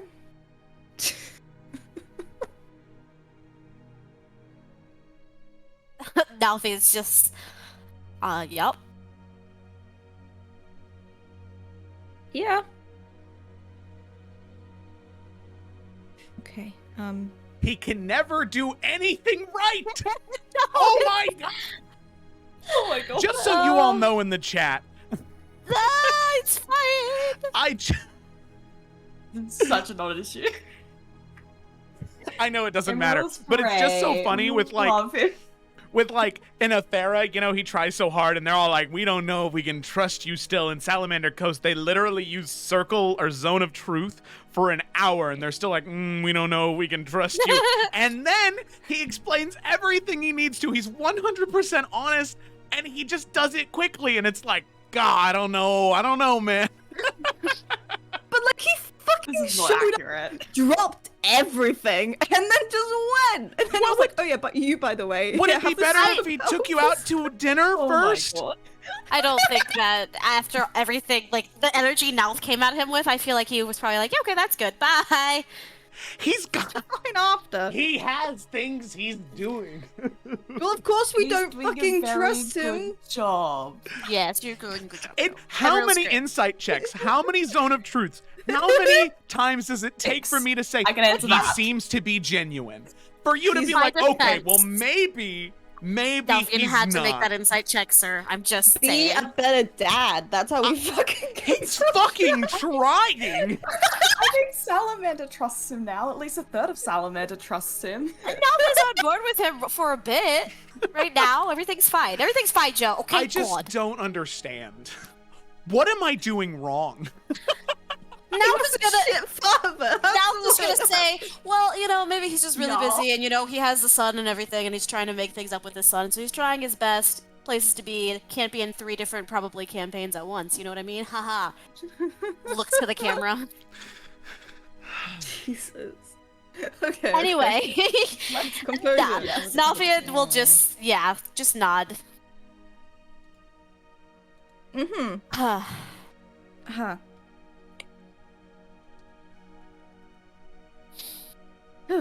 I mean, I think that's as much as we're gonna get right now. Yeah. Just like some, you know, it'd be nice to have straight answers sometimes. Oh, what do you mean? He Oh my just God, Jar. the most Joe, straight answer stop. he could. Joe, I'm gonna have to ask you to calm down. I'm sorry. I don't mean it. Unless. No, I'm just kidding.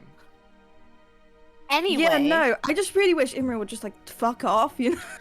He did fuck off! He did! No, we're trying to have a moment. Can I'm you? sorry. Okay, anyway. Sorry, Heather Scott will leave the room now. Heather Scott was the one yelling at you all. Heather Scott's Oh my just a God. fanboy. I'm Anyway. sorry, I'll mute myself. Hearing a loud voice yelling inside his head, he's going to shrug that off. I'm gonna go get rid of this, and I'll be back in a bit. Has the coin in his hand. Oh, okay. I was wondering what you were referring to. Yeah. She's gonna say, okay, you do that. This is gonna sound really weird. I might go down to the temple at some point. Kind of makes a face. Really? Yeah.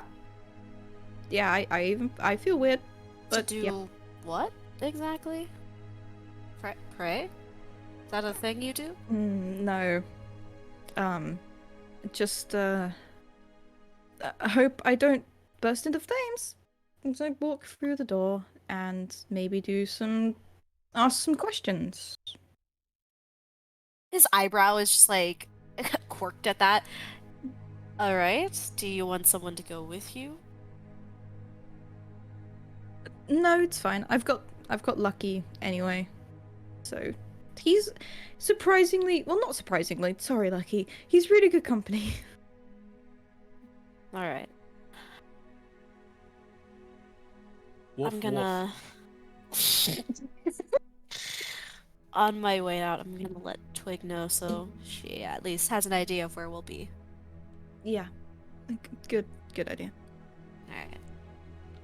Have fun at your temple. Have fun getting rid of the coin.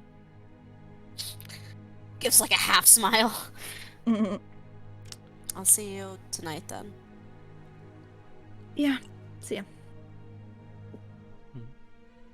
I was gonna go get rid of this fucking coin. We're just gonna head off to the temple. Okay. I will say that as the two of you head off, Blossom's just gonna say, and I'm gonna clean up a little bit around here. Well, needless to say, it seems like it's lacking a mother's touch a little bit. So if we're gonna be here for a minute, I'm gonna gussy it up a little bit. It's so precious. She's so wholesome. Mom, don't touch my stuff. I will say, before Delphian goes, he's gonna try to find Twig. I don't know how far she went. I know she's talking to the bunnies. Yeah. No, Yeah, it'd be easy. It'd be easy to find her. It's not a very big area that's sort of like the safe forests that are immediately outside of the city proper of Sandpoint. So you can find her with just a little bit of navigation. Okay. He's just gonna kind of go up to her and just say, "Alright, so I'm gonna go get rid of something.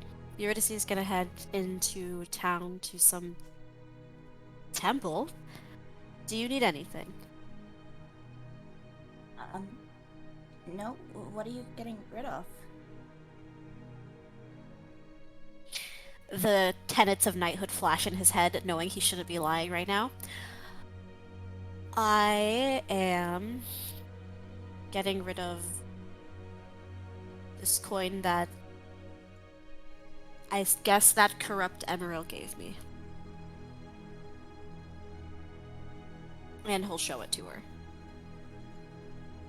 What does the coin actually look like? So it is like an ebony metal, and then engraved into it there is just this these interconnected sickles on one side, sort of hooked together in a circle, and on the other side there is what looks to be some type of web.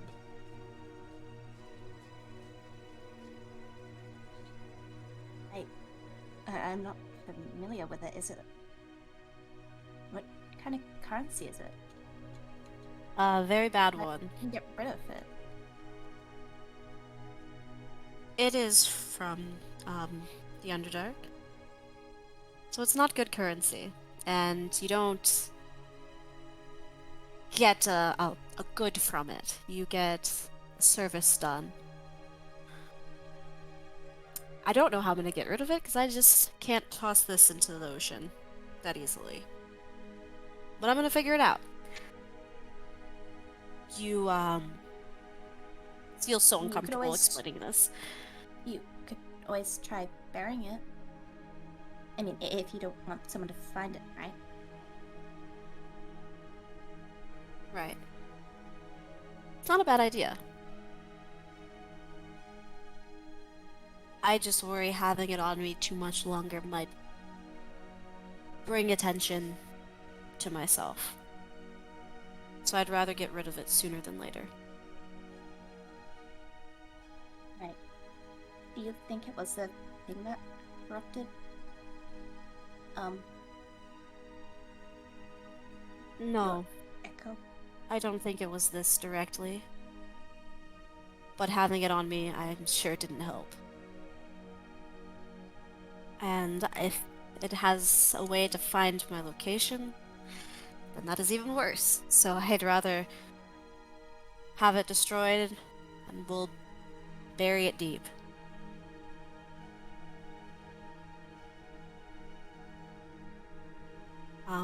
But I just wanted you to know so you didn't head back to the villa and no one was there. Right. You sure you're okay?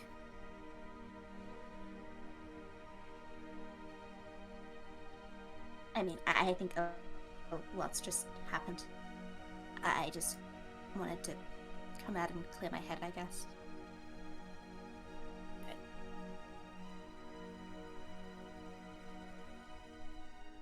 Alright. And so, you trust Emerald now?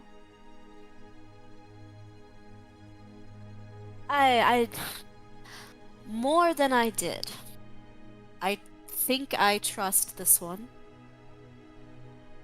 Because he said things that were truthful. And I don't know how he knows them, but only somebody like him would know these truths. And I could see in his eye he was telling the truth. Would I trust him with my life? No. Do I trust him with this information? Yes. It explains a lot. And this, and he just holds up the coin, and everything surrounding it is all the truth I need.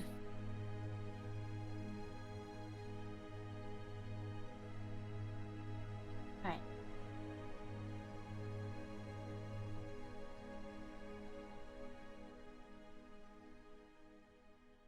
Alright, well, you enjoy your rabbit friends there, and I will be back soon. And he'll just kind of like... Is her hood up, or did she keep it down? He has kept it down. Okay. Then he will give her a very big smile, noticing that her hood is not up. And he'll head off. Alrighty. So, with that, Nalfi and you head off, and Twig, you are left to wander the forest for a little bit longer as you see fit. So, then we come to... let's go ahead and hop to Eurydice at the temple first. So, heading to the temple inside Sandpoint, it is a place where you had been multiple times. Granted, Grok was the one who would travel back and forth here the most, which now, Eurydice, knowing all you know, is very, very, very funny to you. As you begin to make your way up the steps, you can see several of the priests and priestesses. They recognize you, waving and smiling. And there is one priestess most familiar to you that you know was very good friends with Grok. And you can see now that the robes that she wears are much more formal. In fact, they look very similar to the ones that Bishop Vizira would have worn here. As you recognize what was once Priestess Aida, the Aasimar woman with platinum silver hair, golden eyes, and golden flecks that seem to glow in the sunlight. You now see, as she introduces herself, Eurydice, she says, "Yes, well, no longer Priestess Aida, but it's my pleasure to introduce you to Bishop Aida." She smiles at you, and Oh, her art is so cool. yes, it's very good art. Yeah. She says, "So, I'm very happy to have you back here. It's been so long, and well, quite a few things have changed. So, well, is there anything I can do to help you while you're here?" Yeah. By the way, Eurydice walking up would have changed her eye color back to brown, and would have covered the mark on her hand because she still has the triangle, so she would have covered that. But she'll walk up super smiley, and she'll greet her very happily and be like, "Yeah. By the way, which god is Bishop Aida? Which one does she serve?" Paylor. Okay. She walks up and she's like, "Yeah, well, first tell me about the changes, other than you becoming bishop. Obviously, that's lovely. You suit it." Well, thank you very much. I really appreciate that. In terms of what has been happening, well, several things. For one, obviously, bouncing back from everything with Bishop Vizira, building trust back in the temple.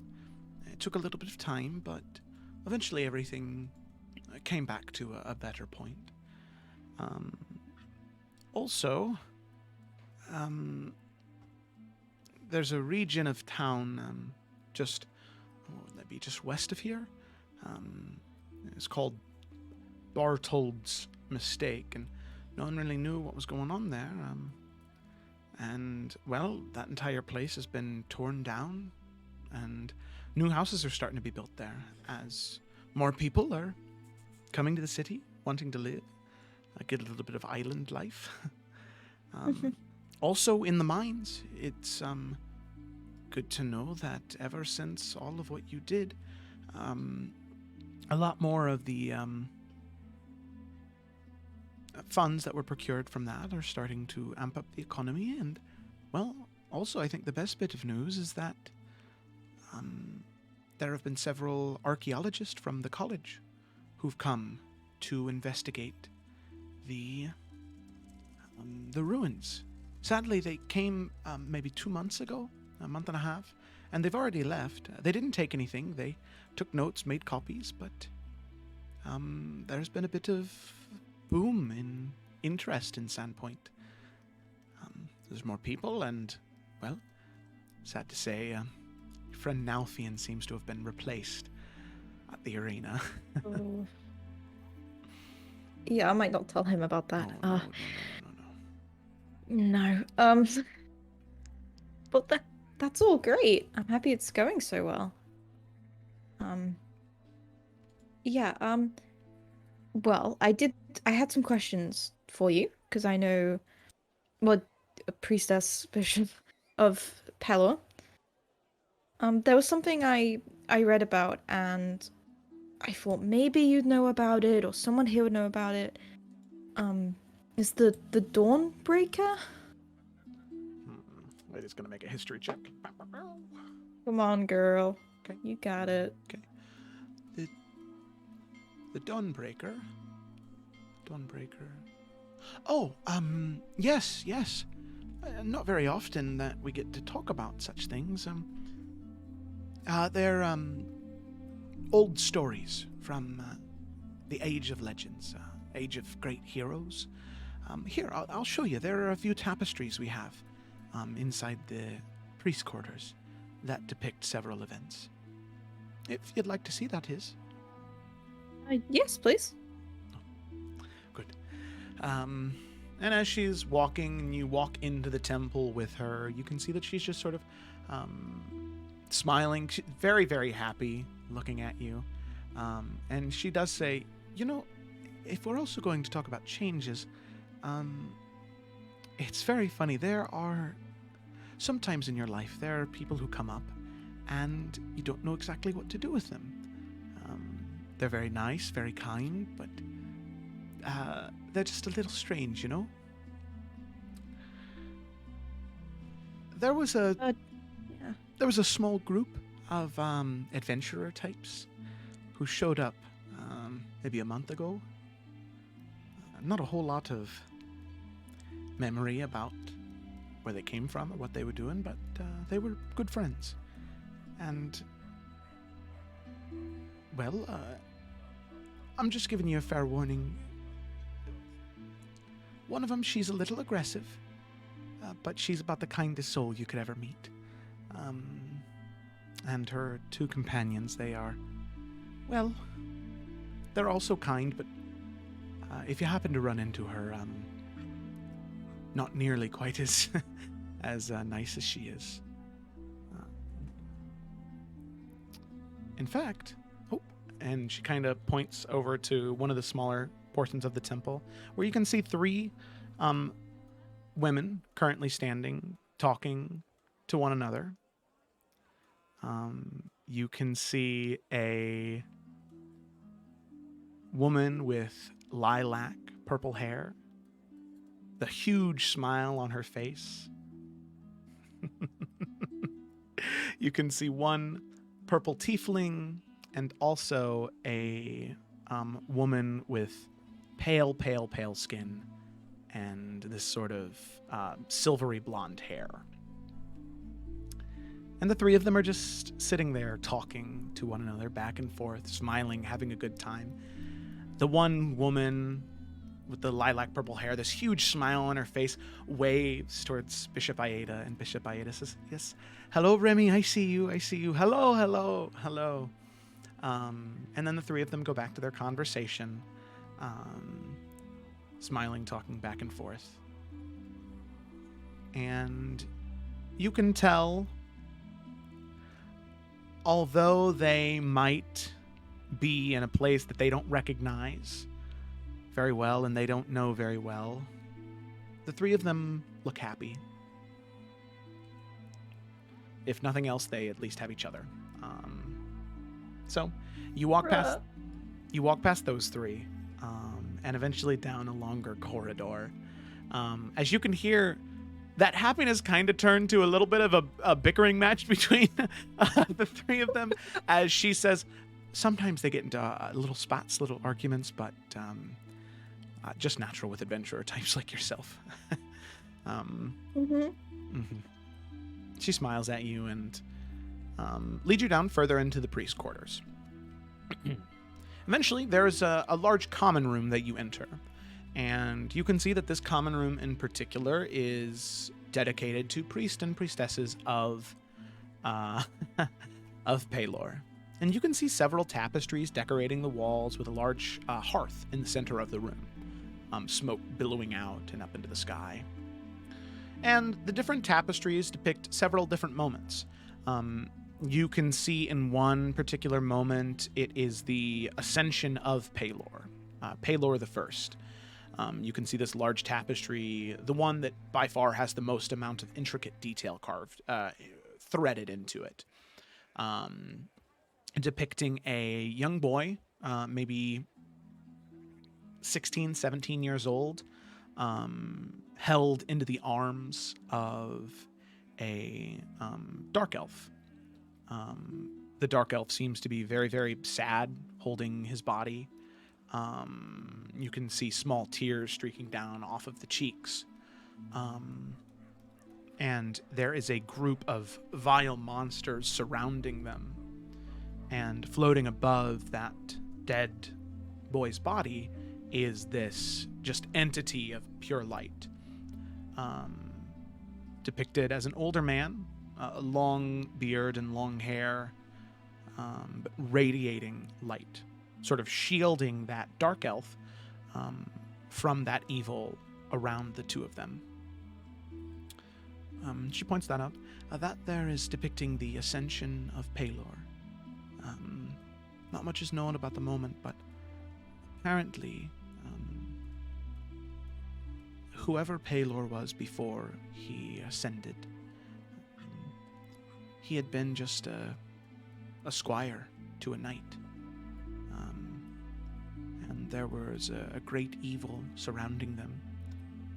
And they were willing to let the squire go, let him go, if he would allow the knight to be killed.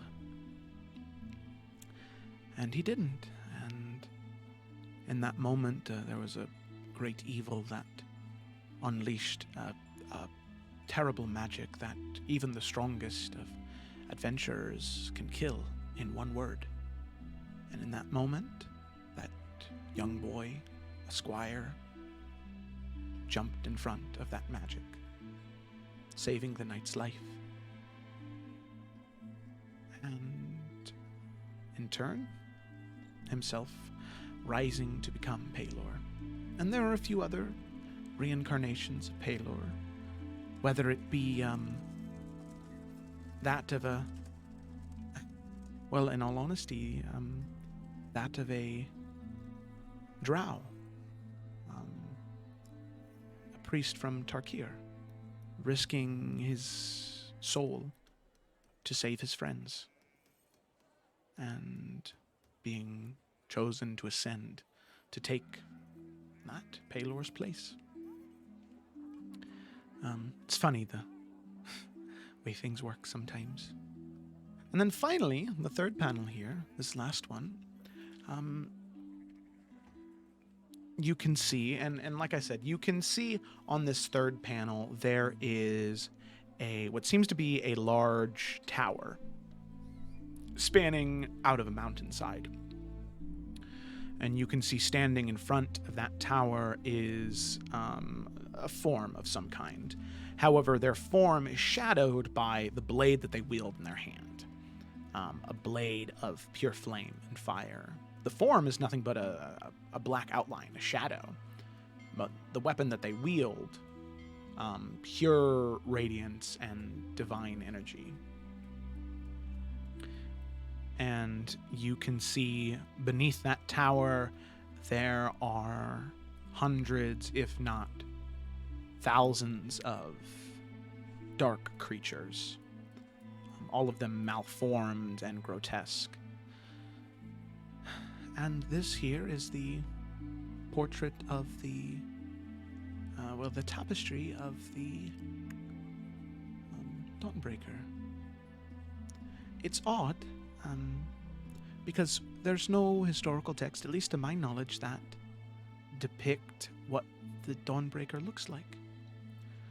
Just that they're an entity wielding a great divine power that shields not just the light, but all of the realms. There's some speculation that that tower represents humanity. That tower represents good in the world, or light in the world, and some say that it's literal. There's a tower in Bromsgrove, Nabir Tarman, or the Tower of Nabir Tarman.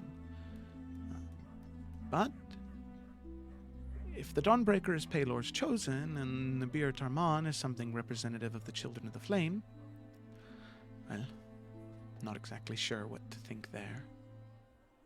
I think it's up to the interpretation of who's ever looking at the tapestry. Whatever gives you the most comfort, I think that's what's probably true.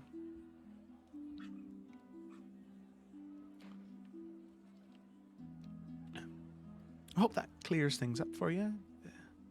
Do you have any specific questions? I might be able to answer. So, the Children of the Flame, do they directly serve Pelor or not quite? Not exactly. Kind of. You see, the Children of the Light, or the Children of the Flame, they are a group who sometimes their way of fighting for things is a little it's a little brutal. There are those who have stories of the Children of the Flame, saying that they enter towns claiming that there are entities who influence them to do evil or to do wrong, and that the town must be cleansed. And they interrogate, they burn, and they, as they like to say, cleanse.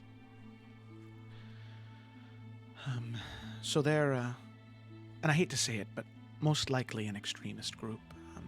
They've taken some pillar, some thing that may have been a religious monument to Paylor, and turned it into something that it's not. Now, do they do good? Sometimes, yes. But the problem is, at what cost do they do good? And is it really worth it?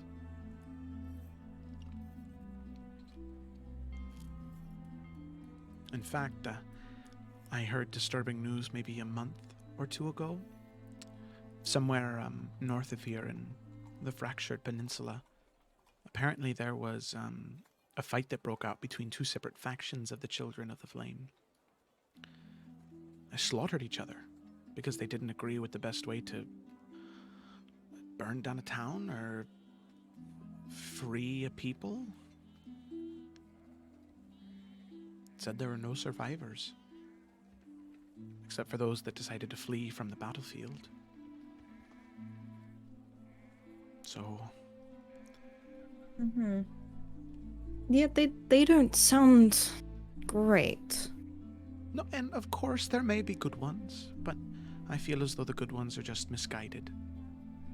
They could do much better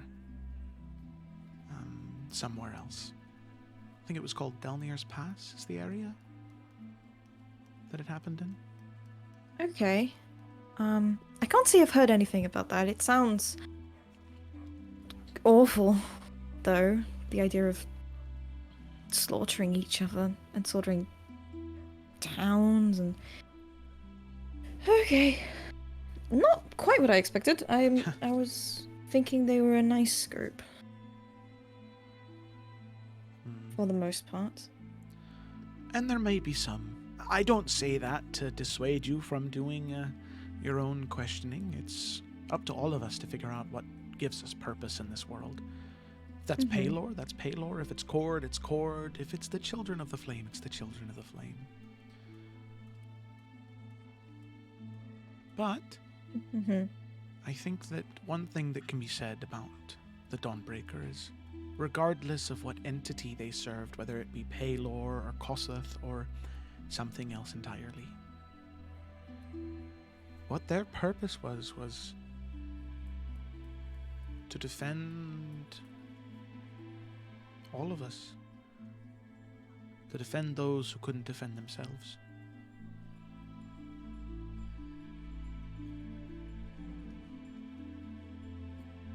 Yeah, no, that seems the point. I have just one more question. Where is Dawnbringer? Where is Dawnbringer? That's a question for the ages, isn't it? Powerful artifact, able to wield the most pure stream of divine light ever to be seen on the material plane. Where is it? Well, if I told you, if I knew, well, believe me, if I knew where it was, I probably would have gone to go see if I could have it myself. And imagine the good you could do with something like that. Well, I'm not much of a sword person, but I can imagine you can do a lot of good with that, yes. Well, It's less of a... Of course, from the stories that were told, it's less of a... literal sword that you wield and cut and slash with. It can be, from stories I've heard. But it more so allows this pure channeling, as opposed to having to go through the different filters between realms. Simply enough, you have a direct connection to Celestia in the divine light.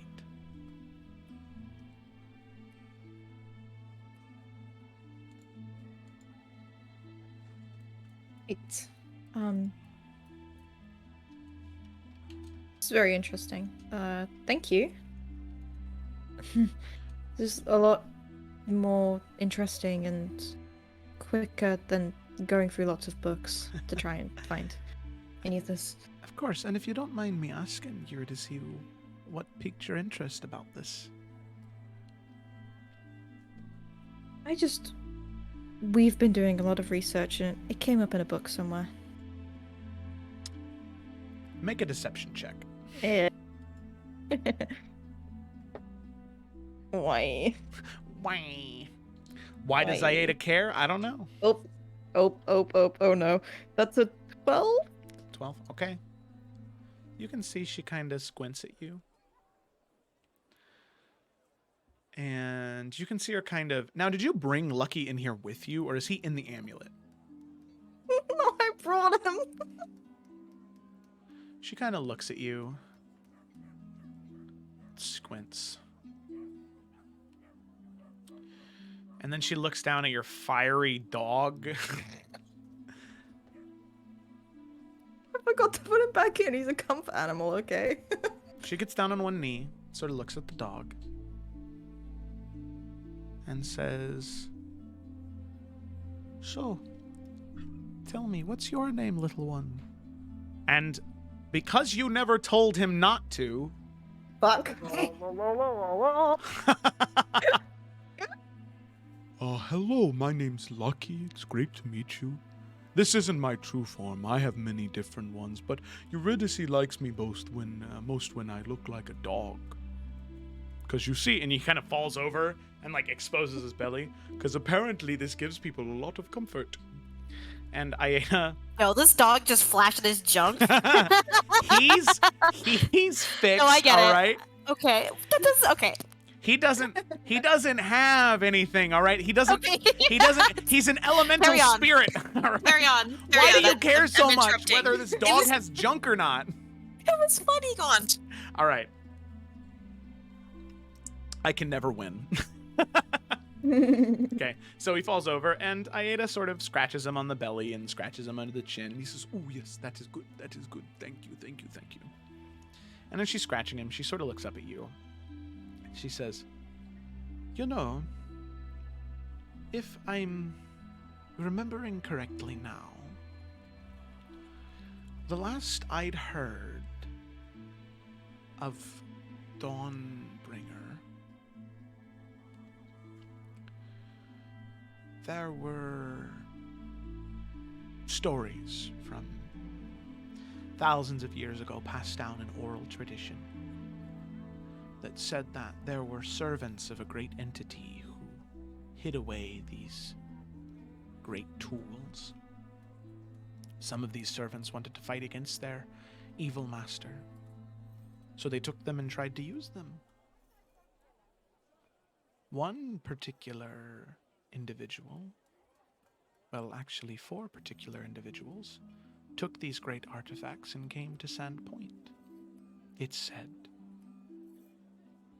And one of them, a dwarvish man, claimed to be the Dawnbreaker. As she continues to look towards Lucky.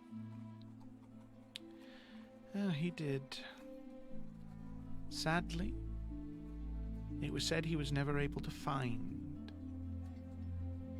that sword because he was disconnected from that true source, shielded from it. He was kissed by the flame, that's for sure. A wall of fire surrounded him. And while walls may keep other things out, she looks up to you, they also keep us in. It's a very nice dog you have, Eurydice. He seems like a very good boy. And she stands, and Lucky kind of stands back up. Now also very intrigued. If a dog could look intrigued, he definitely does. She looks to you, sort of putting her hands inside of her sleeves, across her waist, and says, before looking outward for such a thing, and looking outward for such information, I think it may be best to look inward. Because most of the time, that is where we find the answers we need.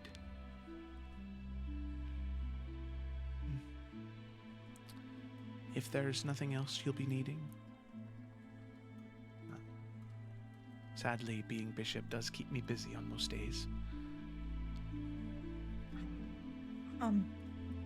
Yeah, no, I imagine it does. And she just kind of, she's looking down at Lucky. Lucky's looking up at you like, who the hell is this bitch? She's giving him a look of, we're gonna talk in a minute, but not right now. Okay, yeah. So and she looks at you. Yeah.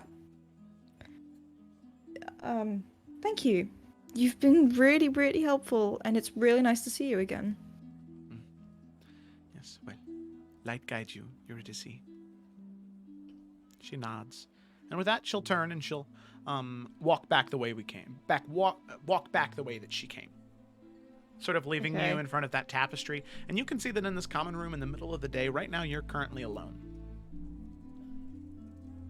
Okay. She's like looking at the tapestry and looks down at Lucky. Says, "Oh, Dawnbringer. Excuse me. Huh? Listen, I'm as confused as you are. Can I insight check the dog? Make an insight check on your magical fire dog. Yeah, let's get It's a Lucky 12. It's a 12. Okay. Let me just go ahead and share Lucky's art, just that way we can all bask in its glory. Show the players. There we go. Look at him. Your fiery canine. All right. Look at him. What a good boy. What a good pupper. All right. So you can see Lucky. He just sort of... what'd you say, 12? Yeah. He seems genuinely confused. He says, it's just hard because I was in that amulet for so long and no one let me out. Sometimes I don't know if I was dreaming or if it was real. Oh, Lucky. And she's gonna like kneel down and like stroke his like rough his ears. And it's like, yeah. I thought you were gonna be a sword. Okay. This is much better. You thought I was going to be a sword? Well, yeah. I mean, And you see him, he kind of like goes back into his more impish, fiery form, and then kind of like compresses himself into a blade of fire that sort of drops onto the ground. And you can see the pommel just kind of like, it doesn't have a mouth, so the blade is just kind of wiggling on the ground. Clink, clink, clink, clink. Oh god, she picks it up for a second. It's like, oh, okay, you can go back to the dog is much cuter. Okay, yeah, back to the fiery form and then back to the dog form. oh, thank you. That was very uncomfortable for me. No, you'd never have to be that if it's uncomfortable. Okay, thank you. I won't. Okay. Okay. All right. Okay. Oh god. Okay. Okay. I don't know what to do. Well, I think a good first step would be to walk outside. Yeah. Actually, yeah. Let's. You have great ideas. Let's go. I like outside. Outside's very nice. And he just kind of runs down the hallway. Oh god. she like looks at the tapestry again. Oh, okay. And then she's gonna turn and run after Lucky.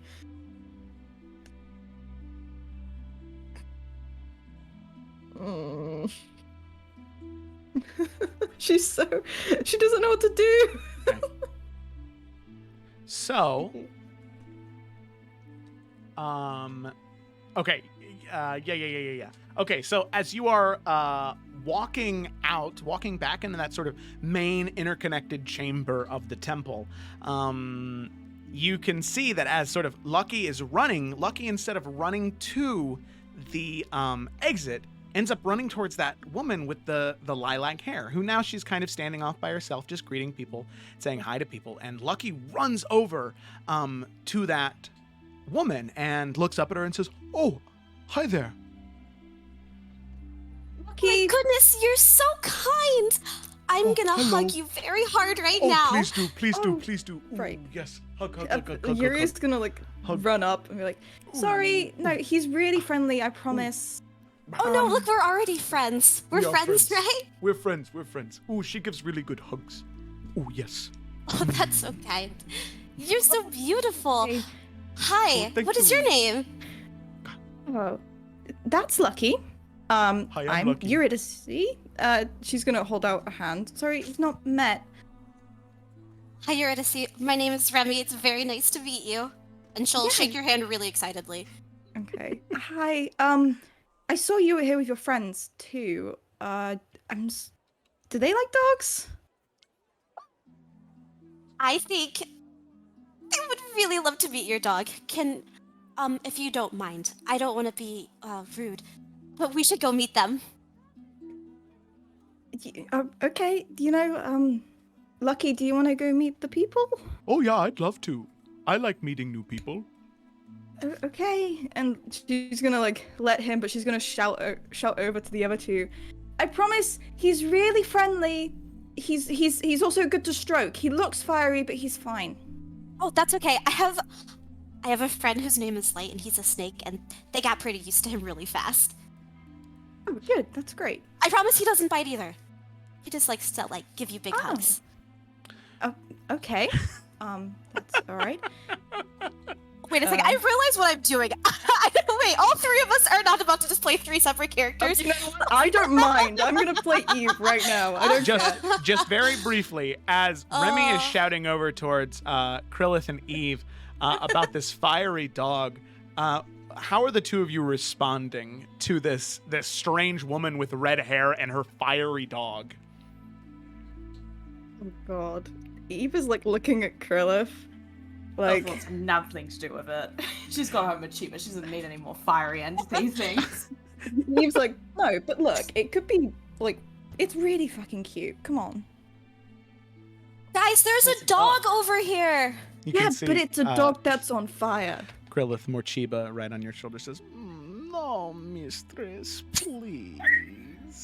I don't like fiery dogs." Yuri, oh fuck no, Eve is gonna run up and like stroke Lucky and be like, "You are so fucking cute. Oh, I love you. Oh, fucking cute. That's different than what the other one said.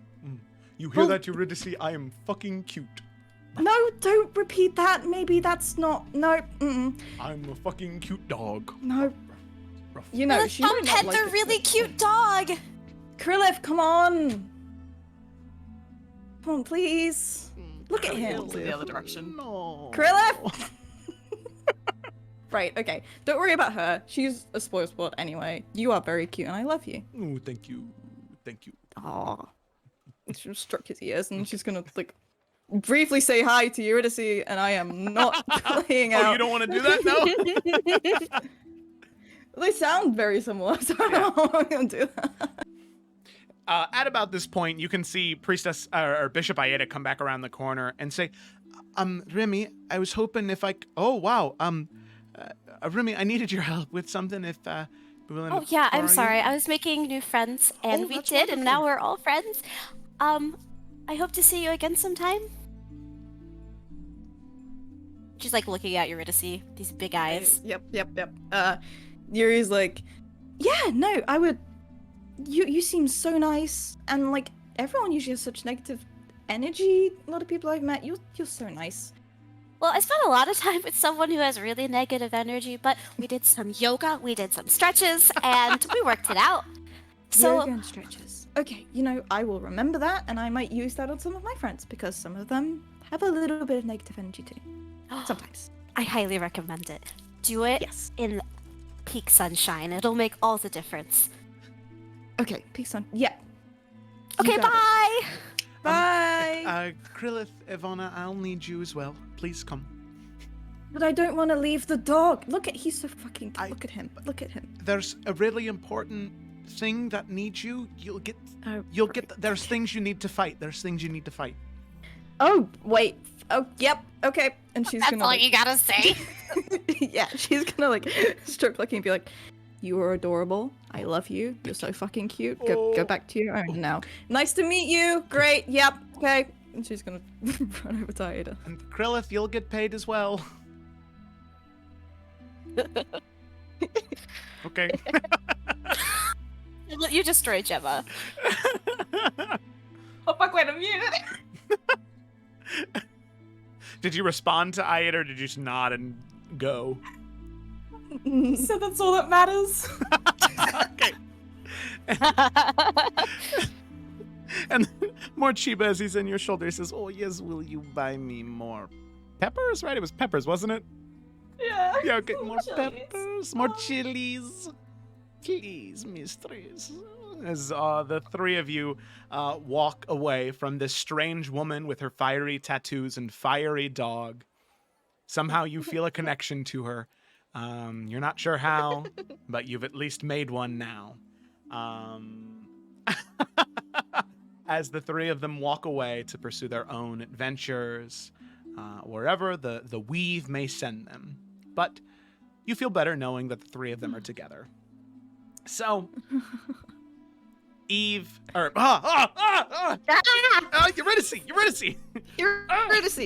Eurydice, you make your way out of the temple, and you can see that Lucky is just sort of trotting along, smiling. Oh, oops. Saying, "Oh, well, so do we go back home now, or to the place that we were calling home, or do we go somewhere else?" I think, actually, you know what? We'll stop off somewhere, and we will say hi to someone that I used to know. We will... okay. We will get you some treats, because you deserve treats. Yes. We will get some nice sweet stuff, and then we will go home. We'll go home to Nalfion and Twig and Blossom. Yes. Okay. Sounds good. Yeah. Okay. Let's go. And she's gonna we don't need to roleplay it, but she's gonna stop off and just say hi to Connoisseur Bazaar, just real quick, because it's been a while. There is a brief exchange where he says, "If you think you can get your job back after this long, I've really missed the company. If you want it back, you can have it." I'm sorry, I'm a bit busy, but I just thought I'd come and say hi and see how things are going. Do you have any sisters or brothers? No, I don't. Okay. Have you not had any luck finding anyone? No, I have. They're just not as nice as you are. Aw, well, hopefully you find someone. Oh, that's hopefully nice. So. Well, anything you would like, it is on the house, for old time's sake. Eurydice is gonna get some incense that smells like roses. Oh, adorable. She's gonna get 3 of them. 3 of them? Okay, sounds good. So, and grab that. Get some treats for Lucky. Yeah, get some. Grab those in your journey. Yeah. Yeah, get some pastries or whatever, and then she's gonna come home, and it's gonna be so sweet. Okay, alrighty, sounds good. So then, as you're doing all of that, we'll go ahead and hop around here real quick. Twig, before we hop to Nalfion, was there anything else you were doing, or were you just still wandering around the forest? Nah, she'd spend like a good portion just out there, just vibing with bunnies. Like, she's just gonna be like ranting to them about things, like just trying to clear her thoughts. But like, she's not expecting them to understand or anything. Yeah. But just an ear to talk to that's familiar. Okay. Yeah, of course. So, you do that, and then with that, we'll go ahead and hop to Nalthian. So, Nalthian, you were hoping to head to a blacksmith. Yeah, his idea is to get the coin just melted down. Like, maybe into just a fucking, I don't know, any other shape that's not a coin, so it's not distinguishable. And then he is just gonna go bury it somewhere. But he wants it literally melted. If possible. Okay. Yeah, that's easy enough to have arranged. The one thing the blacksmith does tell you, it's a long process with this coin because of its material. Ebony ore can withstand very, very high temperatures, so it'd be something that he'd have to take probably a solid 12 to 18 hours to just smelt away into a material. That's fine. He'll drop it off then. Okay. He'll pay extra to keep it, like, on the down secret. low. Yeah. He will say, I don't think he would know what it is, but still. No, he does ask if you want it made into anything else, because it's a very rare material, so... Nope. Just give it to me in a cube. Okay. He's just gonna bury it. Yeah, he's just gonna bury it. It doesn't matter what shape it's in. Okay. All right. Sounds good. So as you are making your way from one part of the city to the other, right after you went to the blacksmith, you see, well, not see, you hear it first. A very familiar voice, an elderly man. You can hear the voice shout out, "Nalthian? Is that Nalthian Bay near back in my city? As I live and breathe." As you turn around, it can only be the one, the only Fightmaster Aldous. Your old Fightmaster, the man who scooped you up off the streets and put you in the ring, sort of gave you purpose. And you can see that he has this huge smile on his face as he sees you. He walks up to you, clasps you on the shoulder, and he says, "Nalthian, I cannot say, I can't express in words how happy I am to see you, you son of a bitch."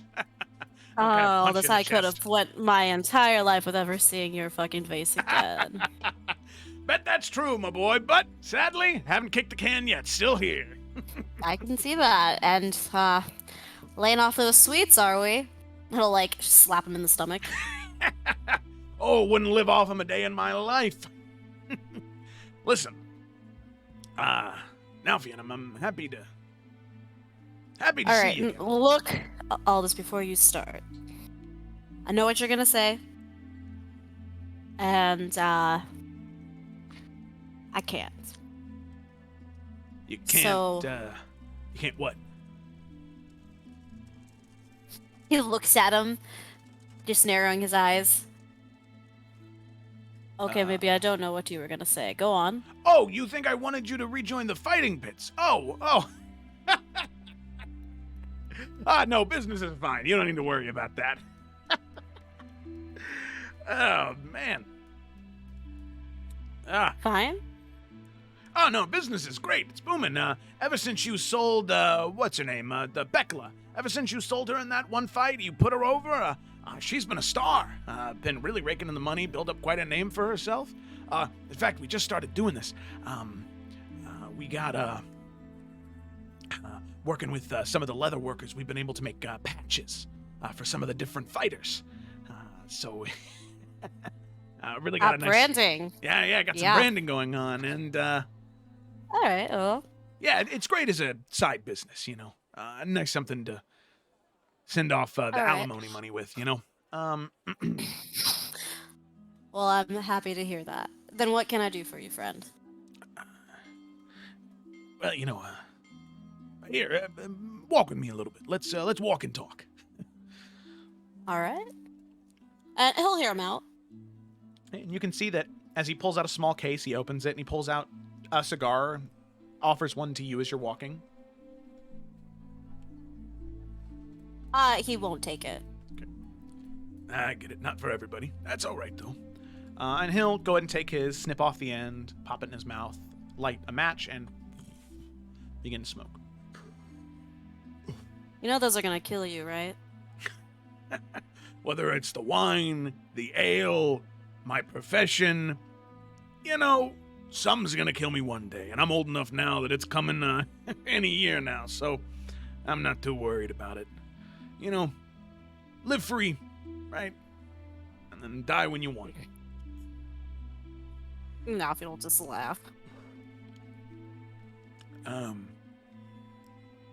So, Nalfian, we never talked about it before, because, well, I never thought it was going to be necessary for you. I thought that after everything that, you know, you'd been through, coming up from where you did, I thought that the fighting pits would be about your rise and fall. I always knew you'd be a great fighter, but I didn't realize that you'd be doing all this. Because you see, Nalfian, fighting pits are just a side business for me. Like I said, just a little thing for some extra money.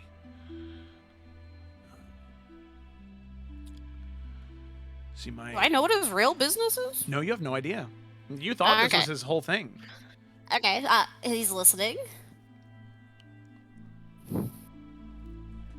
My real business, how I make my real money is, I'm an information broker. People come to me, they pay a price, they get information on something. Now, I hear what you've been doing, and I heard a lot of accounts about things happening in Highland Pass. Really? Heard a lot of things about you. All right, I'll bite. Like what? Well, for one, I heard that not only, what's her name, Eurydice and Twig, overheard people calling her Grace, overheard people saying that she's one of the Foresters. Also heard that you, and, let's see, well, now just hit my ears an hour ago that Brandon Bartold, youngest son of the Bartolds, is here, and Lord Bartold's dead. Heard that Brandon, you three, deep gnome named Quilp, and that hobgoblin you were with, Grok, saved that city from a scourge of undead and insectoids. Now, I didn't believe it at first, because that's a far cry from what you were doing the last time I saw you, but then I started to think about it. I thought that it was probably true. And then on top of that, I hear word about you in a yelling match with some high elf on the docks talking about evil and good and alternate versions and realities, and so I think you gotten yourself into some deep shit. And that's your choice. But I'd like to extend to you right now if you need to purchase information on something. I want you to know you can buy it from me, and my information's good, because I can guarantee you about everything I just said based off the look on your face is true. Yeah, he's very, like, perplexed as to how he knows all this so suddenly. Word spreads fast. Right. Okay. Again, I'll bite. You seem to know everything I know. Is there something you're not telling me? Listen, Nalfian, we go way back. But at the end of the day, my integrity and my livelihood are most important to me, and integrity above all else. Just because I like you. How much? Depends on what you want to know. Specific What you're questions not. give specific prices. He's like narrowing his eyes at him. Can I insight check him? Yeah, make an insight check.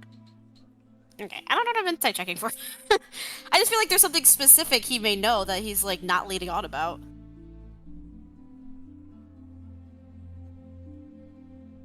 That's a 9. 9. As far as you can tell, he said everything that he knows. Okay. Pertaining to all of you, or at least he's willing to give you to verify, Like, he may know more, but if you want to know something specific, you gotta ask something specific. Okay. Can I ask the audience, and by the audience, my friends, Gemma, River, what should I ask this dude? Like, I feel like I don't know what to ask. This is an acceptable form of emerald metagaming. tea. Say again? Emerald tea. Okay, yeah, that's what I was thinking. River, what do you think? I'm wondering, like, what he knows about specific people, because, like, what is his deal? Why doesn't he just tell you? I am very confused. It might be Emerald. Anybody else, you think? Because I have something, but I just want to make sure I don't want to waste this opportunity. What do you have? It's more of like a personal thing for Nalfian. That's why I want to make sure I'm asking overarching things first. Yeah, I would leave that. Okay. Thank you for letting me pull my friend's joke. Yeah, of course. All right. Resume. Nalfian will just like raise an eyebrow. All right. Then, if you know so much, what do you know about Emerald that I don't already know? This multiple him thing. I can tell you Is there... what I know about if what you said is true about, if what he said was true about multiple copies, then that definitely clarifies some information up on my end. But it depends what you want to know about the Emeriel that talked to you, or the Emeriel that didn't talk to you. Both. Information on each Emeriel will be 2,000 gold each. Shit, how much money does Nalf have? Because my guy threw it all in the ocean! Ah! Okay, hold on. The realization just fucking hit me. As you have that moment in Doctor Strange where your soul's like removed from your body. Oh my god, yeah, Nalfian's just like internally screaming at himself. I know, he's a good knight, but damn, that hurts. Okay. Aldous, friend. Nalf's gonna put his arm around him. He looks at your arm. Squints at you. What happened? How many matches I win for you? I put your name on the fucking map. How much money did I draw in? You're telling me that the butcher is not worth 2,000 gold just by name value? I feel as though I have earned you twice triple that in the years that I've worked for you. 1 year, I brought in much more than that. You can't give me this information. You know how important this is to me. You know what I almost lost. And you're gonna hold out. Make a persuasion check. Okay. With advantage? Sadly, no. You made a good plea, so it's not with disadvantage. I mean, this man, Okay. in this regard of his life, he cares more about his integrity than anything else. Okay, well, this would be the time that I would roll a 4. Like a 4 total, or? Yes. Oh. He So I asked with advantage, because that was a good-ass plea. It was, but he looks at your arm and says, "That may be true, Nalfian, but there's very little I care more about in this world than my integrity. I'm one of the best information brokers in Eridane, alright? You know how hard it is to get even a meeting with me? To have a letter and make sure it's delivered to me? You're also an asshole. Well, hey, you knew that before you knew all this. All this, I don't even have that much.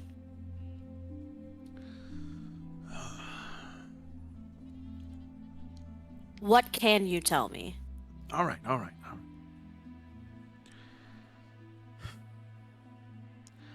I can tell you this for one.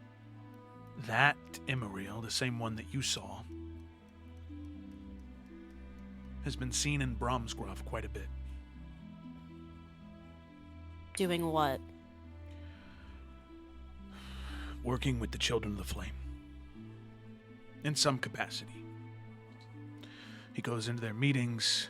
He's seen in there by lower-ranking members. And that's all I can give you about that one. He works with the Children of the Flame, and it seems as though he's got a heavy hand in it now. Don't know what purpose, don't know what villages they're trying to burn down now, but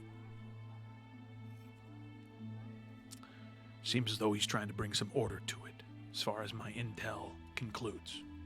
Right.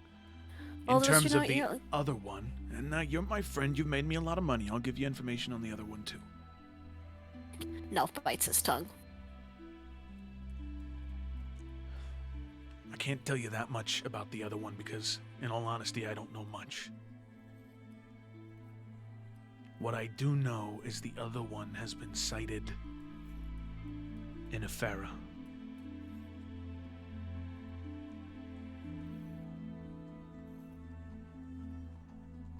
Again, doing what? Exactly.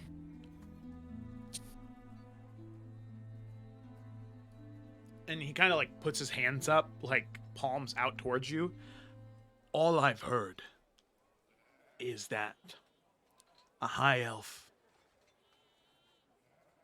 with golden hair and purple eyes has been seen wandering into the desert, looking for something. I don't know what that is. I don't know why, but I can guarantee you that that one right there that was just talking to you on this dock, I can almost guarantee you that those were not the same two. Especially if what I heard about him being Simulacrum. Well, he's a simulacrum? Because he messaged that to you. So I'll let you kind of undo that. Yeah. Okay, No, all right. Okay. Nah. Sorry. Yeah. If he truly was a copy of some sort, if there are two of him around, there's no way they've both been in both of those places at the same time. I understand magic and teleportation is its own thing, but too close. Doesn't add up.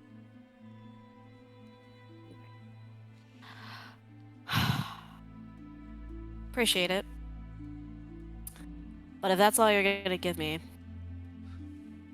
then I think our conversation here is done.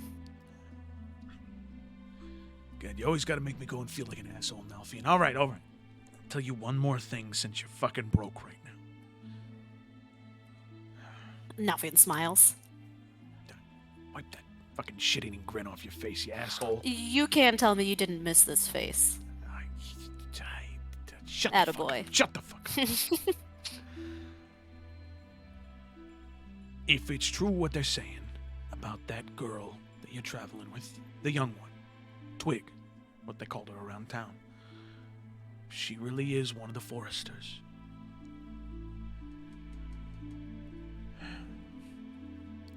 I've heard word from Dragon's Bay about something within Osron's Hollow. There's group of individuals there. 3 women offering gold and fame to anybody who comes and serves them.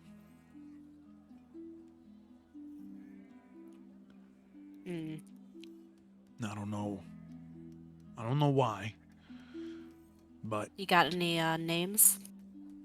Anyone's took the bait?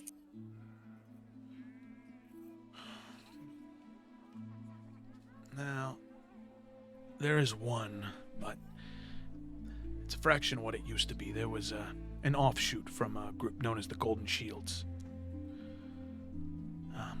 Golden Shields came under new management a couple of months ago. And, well, those who were loyal to the old overlord, a woman by the name of Agatha Durandon, they decided to leave Afera, where they were last at, and head to Dragon's Bay, find some money, and, well, those are the only ones I've heard of so far. Any other information, though, you gotta start fucking paying for. Mm-hmm. Right. Enough will reach into his pocket like he's gonna hand him a coin.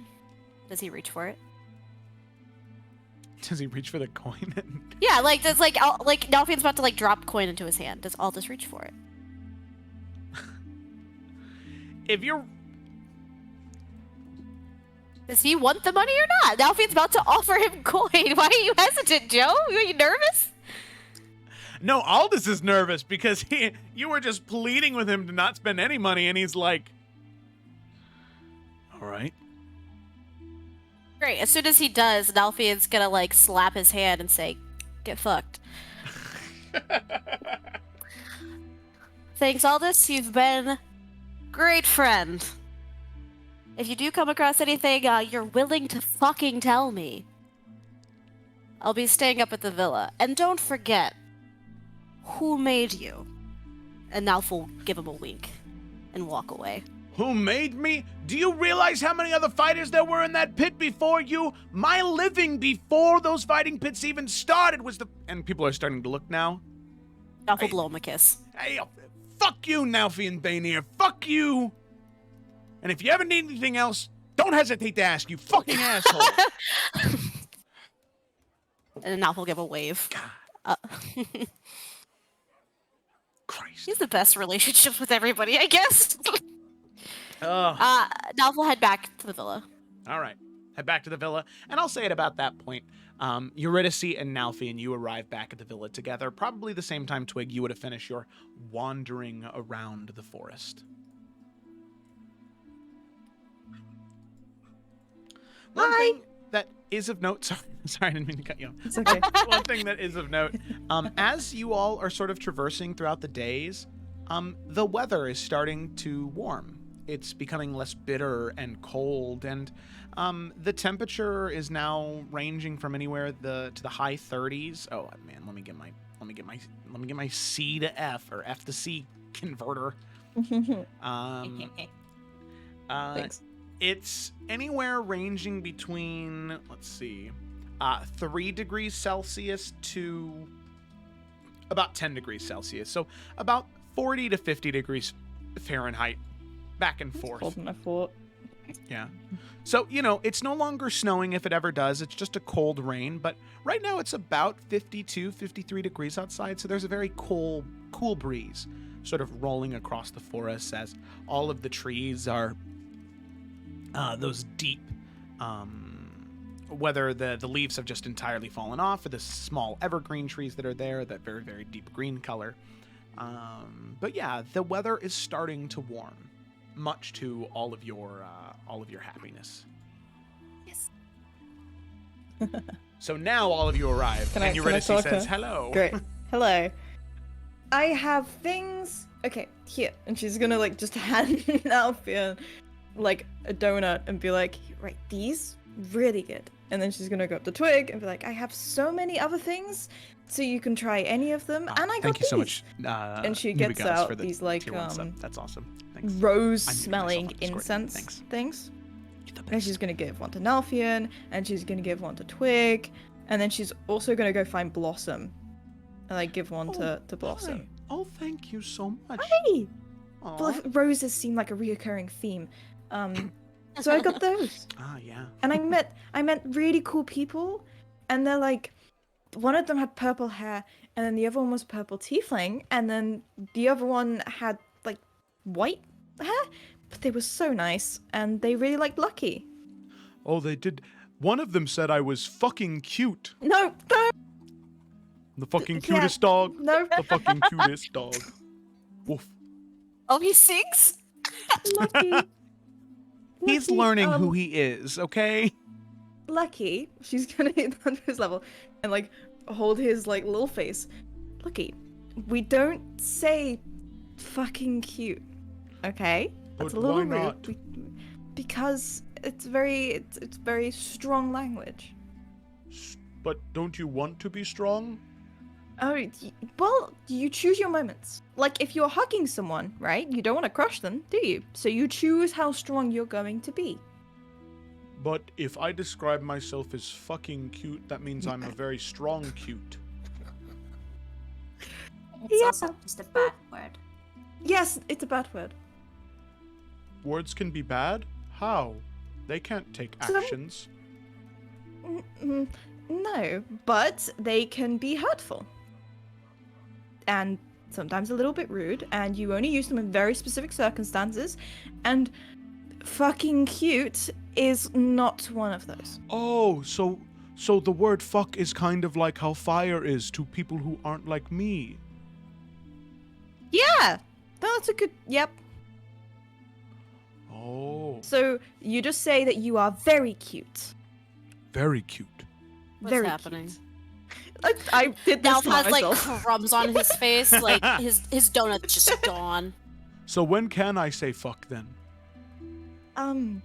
Usually if something very, very bad happens, or you, like, say, if you really hurt yourself by accident, and you go, the word. You just say, what the fuck are you doing? I mean, looking at Twig, what in the world are you doing right now? Wait, I'm but trying to Nalfian explain. uses it a lot, though. I didn't use anything. I'm a knight. I don't use profanity. Speaking of Nalfians, yeah, Nalfian has a very bad mouth. Okay, we do not use Nalfian as an example. So why is Nalfian allowed to say it? I He's am not. I don't think he is. And But then Yuri's how come he kinda doesn't like... get scolded for saying it? This feels unfair. Eurydice stands up and just like hits Nalfian's arm. Don't say bad words. Yep. Yep. Looking I between don't Eurydice. think anyone should be saying bad words. I agree. Yes. I apologize for my mouth. See, Nalfian just got scolded, and he agreed not to do it again. Rubbing his arm. Okay. Sorry. Okay, I won't say it. Unless I accidentally hurt myself or I'm in pain. Yeah, you know, I will go with that compromise. Thank you very much, Lucky. That is very good of you. You are welcome. That is very good of me. Woof woof. Good boy. Woof woof. I've seen other dogs now in town and they do that. Yeah, they do. Woof woof.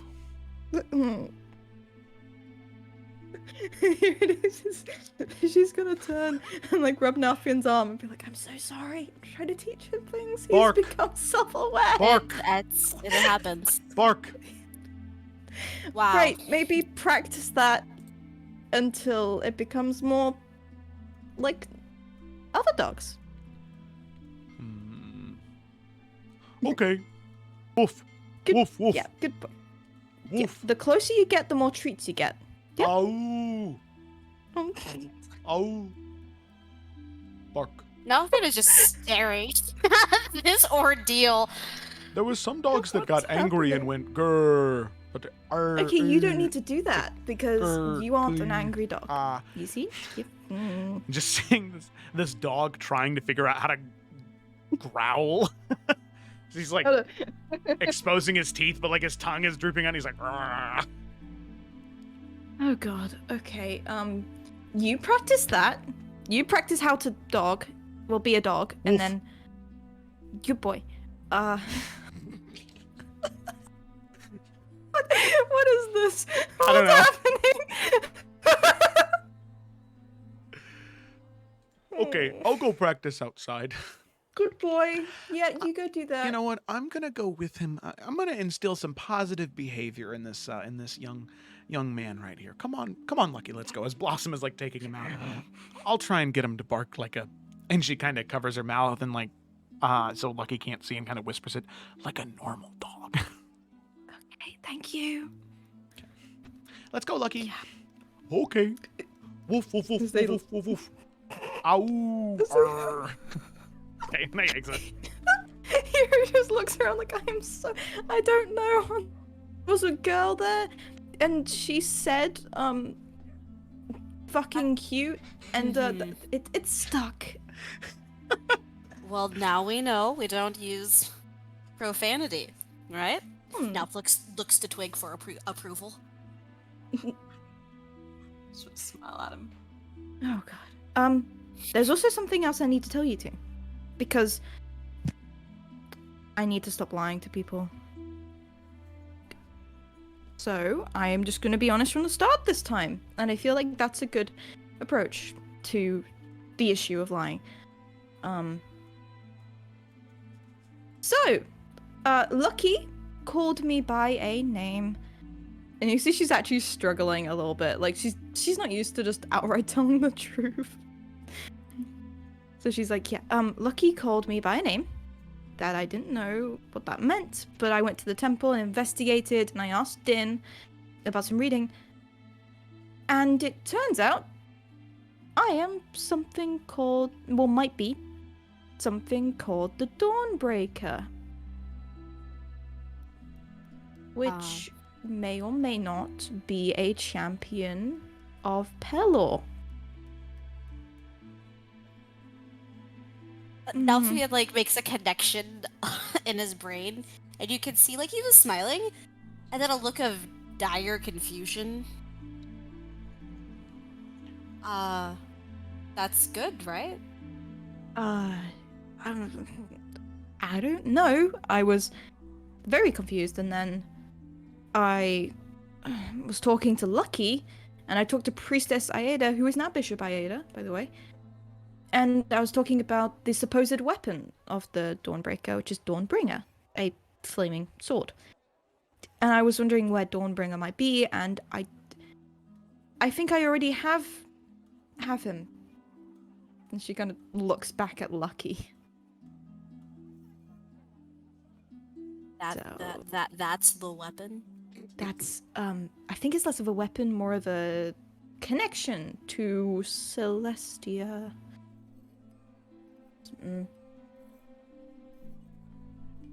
Slow nods from Nalfian. She looks at Twig. How's Twig doing? And she's just taking in the information. But I want to deal with this because I have no connection to Pelor. I literally get my powers from a demon. So I don't know how this works. But, I mean, having a connection to Pelor is, well, undoubtedly a good thing, though, right? I guess? Probably. How do I have a connection to him and devils? How does that... Well, maybe this is an opportunity to shake that off, you know? You've mentioned before that what this devil is offering you isn't really something you want. Maybe someone, and it's disdain when he says this because religion is not his thing. Maybe someone was listening to that and wanted to step in and help. Maybe this was something you always had and you didn't know. Maybe. That would explain a few things. I'd follow this instead of the other thing. I can't just not follow the other thing. I can't just walk away. I feel like if you go connection to Palor, then I think that's definitely going to be enough aid to deal with a devil. Maybe not right away, but down the line. I know you can't just walk away right now, but if maybe this weapon that's not a weapon, it will... more time you spend with it, the more you train with it, maybe? It'll unlock something. Maybe. Something to think about. Yeah, I don't think Devil is going to be too pleased about it. He seemed unhappy with any kind of connection that I might make to any of this, so I'm hoping that I can. I feel like he's going to try and get in the way.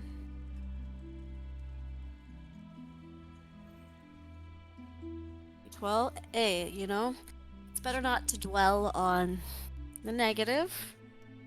Mm-hmm. This is a new positive that you found. This is good. I think we all needed a little bit of positivity today. Yeah, should we go check on Brandon as well? Yeah, we probably should. I will say, Aunt Beth did say she was gonna come get all of you. Okay. Oh, okay. Right. Yeah, like she would come find all of you when they were ready. Mm-hmm. Okay, I guess we just wait and hope he's okay.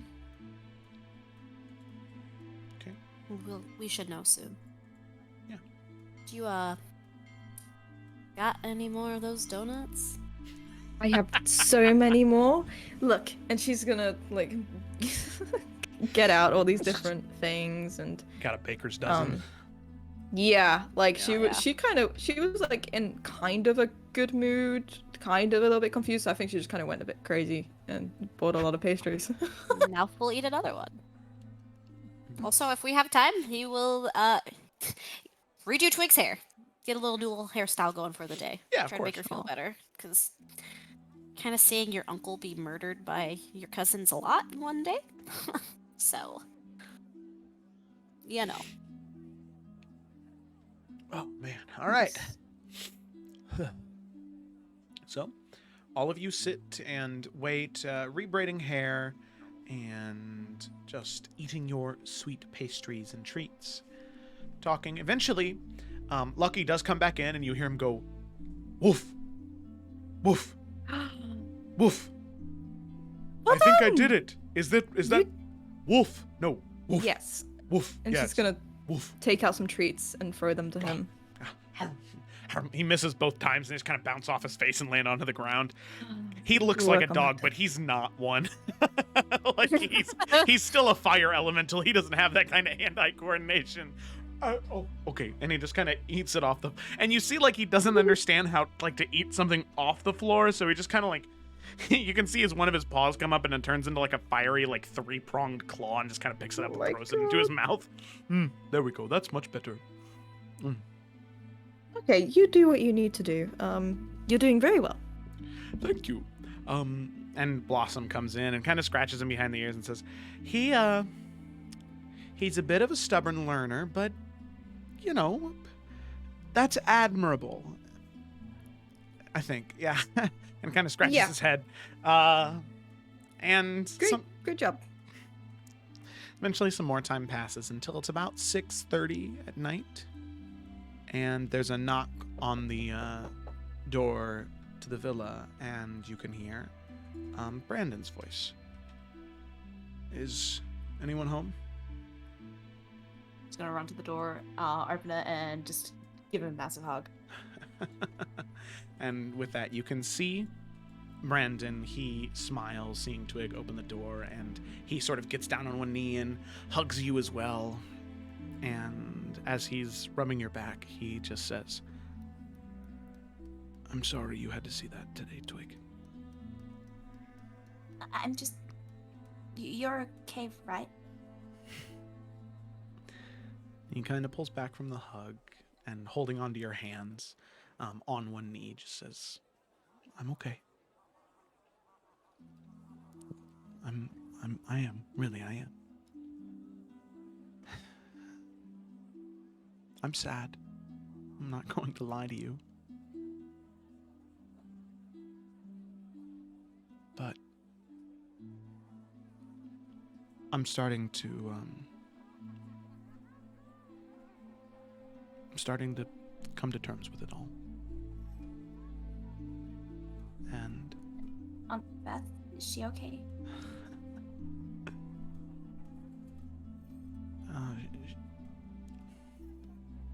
Well, I'd like all of you to come with me back to the keep. Aunt Beth and I, after we calmed down and relaxed, we started going through his study. And we found some things that, whatever sorrow or sadness we have is,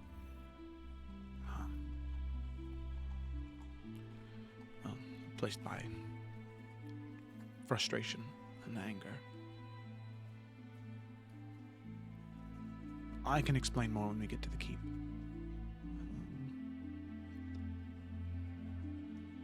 Is that all right with all of you? I'd just prefer to do that there. Man.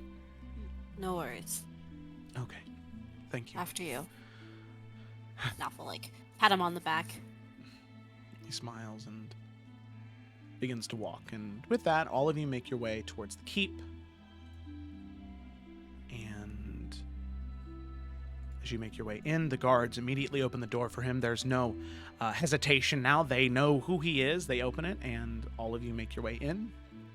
And you can see Aunt Beth at one of the tables currently scooping what looks to be some very... it smells delicious, but it's some cheap meal that she probably ate when she was younger. It reminds you of when you first had dinner here in the first place, when Grok was sort of dipping the sausages in the ale. It smells better and will probably taste better than that, but it seems to be that sort of same caliber of meal. And you can see that it seems to be some thick sauce that currently has bits and pieces of some type of meat in it, and on the table there are freshly baked biscuits. As you might have had this before, a very classic sausage and gravy with biscuits. And you can see Aunt Beth smiles at you. You can see that she's no longer in that sort of noble regalia. She's wearing practically commoner's clothes with a flowery apron on, and she smiles at all of you and says, I made dinner for all of you. I hope that's all right. I don't know if you'll have the stomach for it, but, well, I hope so. I forgot that Grok wasn't here. I made a lot, and I knew that he liked it last time. I just, cooking help takes my mind off things, so I made quite a bit. So please eat up. Have as much as you like. I remember how much all of you enjoyed the lemonade from last time, so I also made some more of that. And Brandon kind of walks over and places a hand on his mom's shoulder and hugs her and says, "It's okay, Mom. It's okay." She calms down and says, "But let me go get changed while Thank you for dinner." Oh, you're welcome. You're welcome. If you need anything else, I'll be more than happy to put the apron back on and go back into the kitchen. I gave the staff and the guards the rest of the night off, so it's just us tonight. And she turns around and heads away. And then looks up to all of you and says, so there are a few things that we learned that I think it's only fair that all of you learn.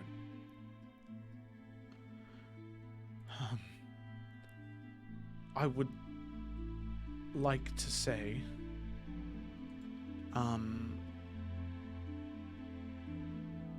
for one, I am genuinely sorry that all of you had to be there for that. I didn't think that was going to happen, but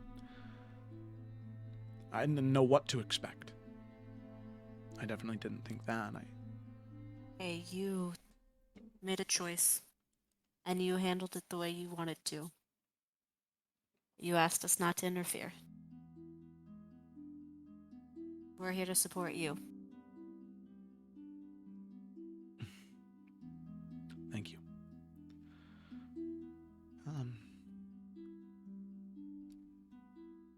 And he says, so we found things in his study that I wanted to share with all of you because I think that it may be handy in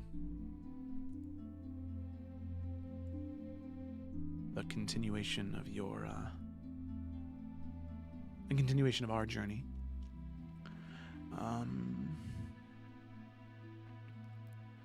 I did also call Captain Heather Scott here, but he should be here in 20 or so minutes because there's information that all of you need to know related to him.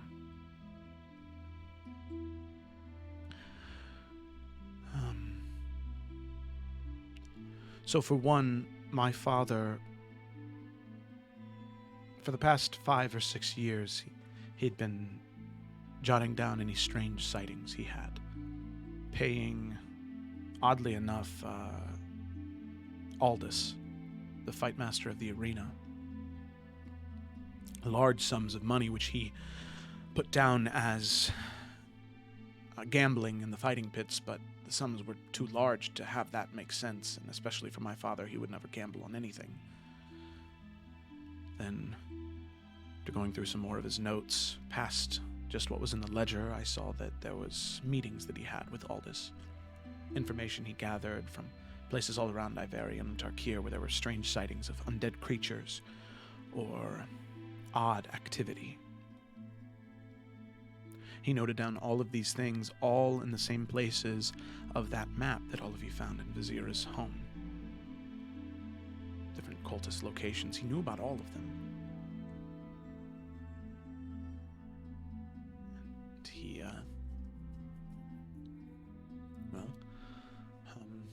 apparently never thought it'd be an issue. Because he said in all of his notes how sad he was.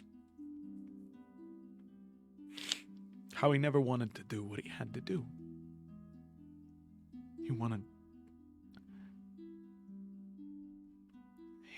He wished that he was anyone else in the world. That him and his sons had a different name. So that they wouldn't be destined for this fate. Like he was doing the world a service by killing his sons systematically.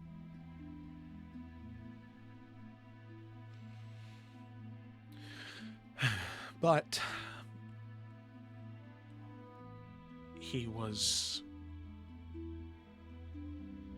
it tore him apart that he had to do it. That he felt like he had to do it.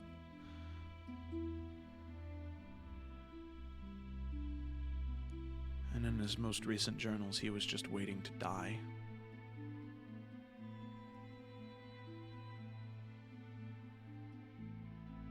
But Twig, he did talk about you a little bit. I know it probably means nothing, but you were a spot of joy for him. To have life in the house at least a little bit. He always wanted to have a daughter. So that way they wouldn't be destined for the same fate as us.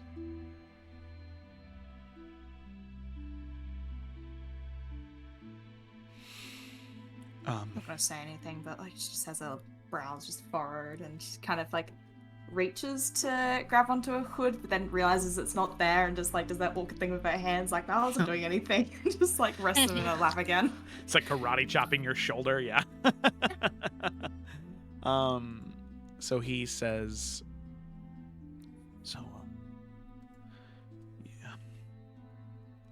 yeah. There was also the fact that he had suspicions about Bishop Vizira for several years, but never was able to gather any concrete evidence on anything she had been doing.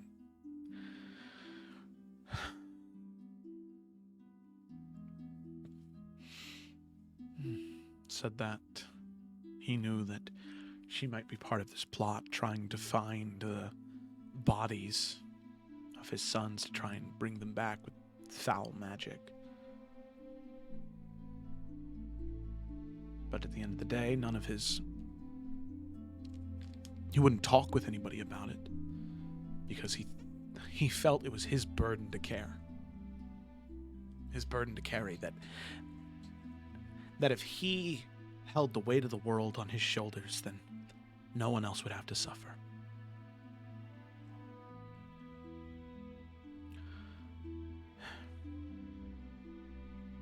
And then Brandon just kind of shakes his head and then eventually refocuses and says,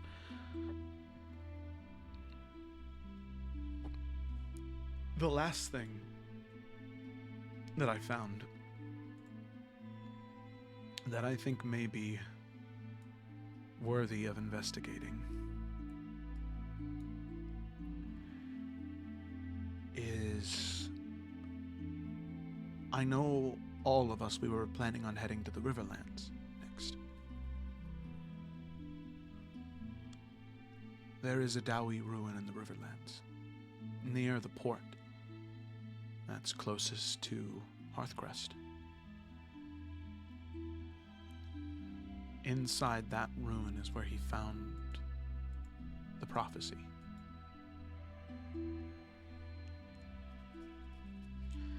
I don't know if it's even worth looking in there, if there's any artifacts or anything, but if that's where he found the prophecy, there may be more there related to all of this, to the alchemies, to whatever House Markle had planned.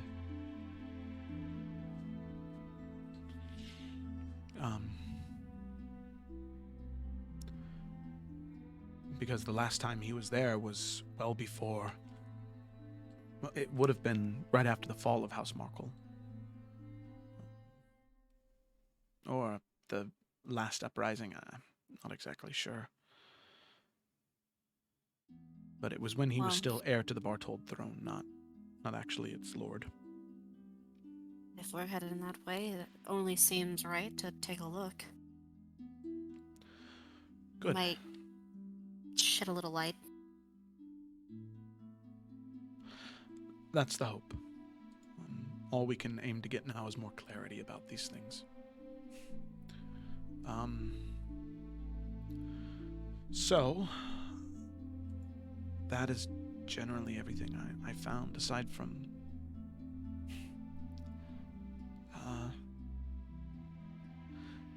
this, which Aunt Beth thought that they were lost too, but apparently he was just trying to keep them he thought that it was easier to forget than have to have a reminder. Because,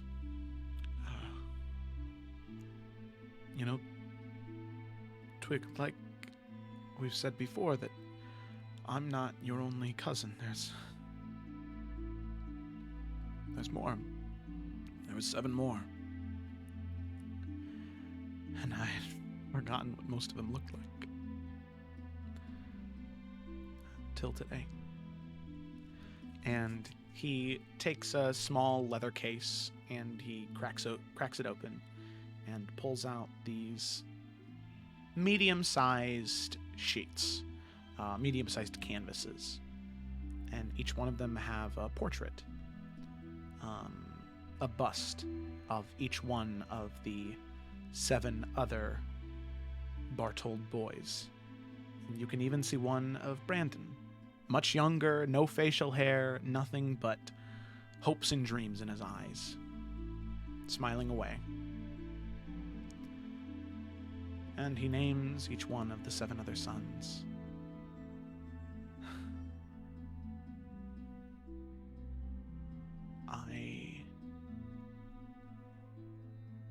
I didn't think it would mean so much to me just to be able to see them again. Even like this.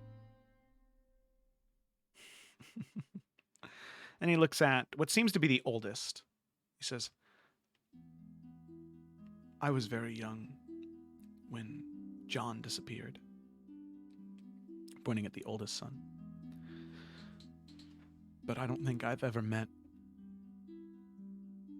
anyone who was more like John than Grok. John was boisterous and loud. He was the life of any ball or gala we had.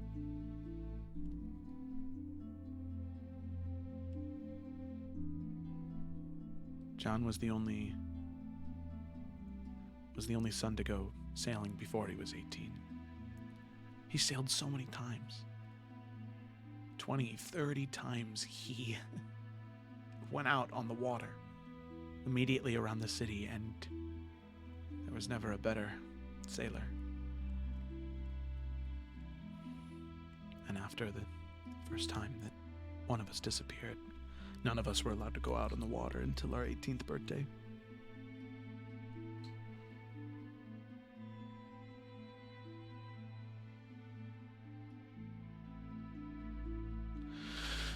Anyway, I don't know if it would be worth it, but you can message people, right? And so I don't want to give false hopes, but I mean, if you made it out, isn't there a chance?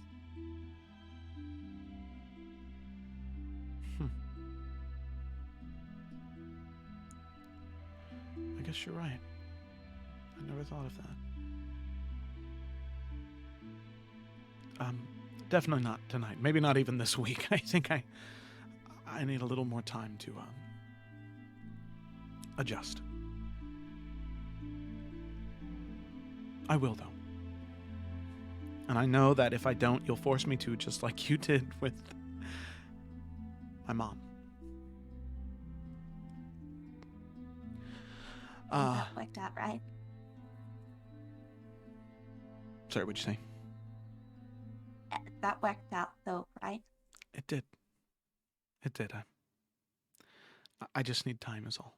I promise you I will. I just need a couple days. And that brings me to the last thing, which is the most painful thing.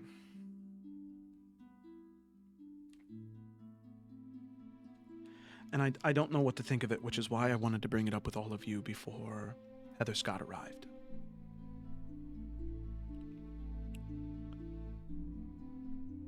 Go on.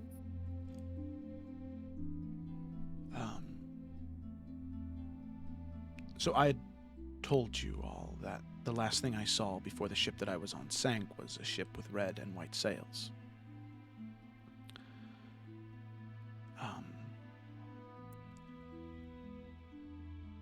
And now knowing that my father was responsible for that,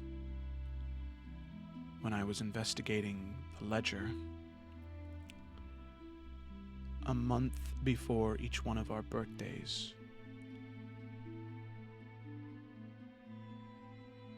my father made a large payment to one Captain Heather Scott under the,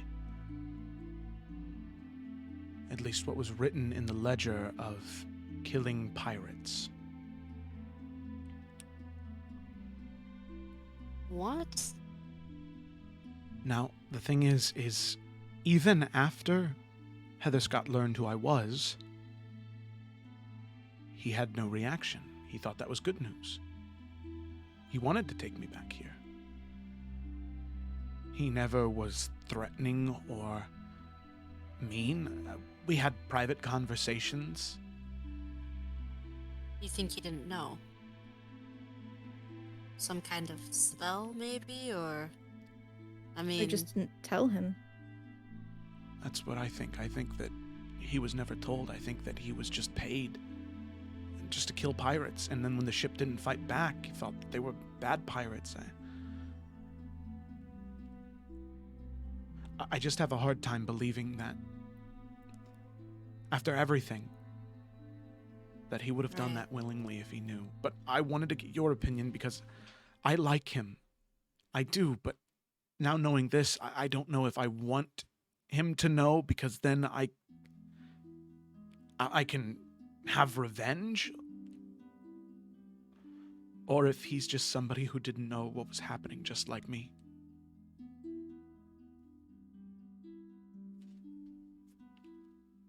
Have we ever got a bad vibe from Heather Scott, Joe? Never. He's just so smiley and calm and genuinely nice that, I mean, he's been known to be intimidating, but never to the group of you. He gets serious, but only about serious things. Okay. Brandon, I genuinely believe he didn't know, and I understand that you are.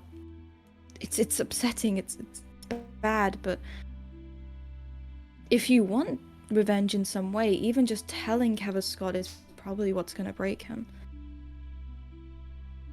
I don't think he deserves to know. Because you've got to consider that if you tell him, you can never untell him. And he is going to live with that for the rest of his life.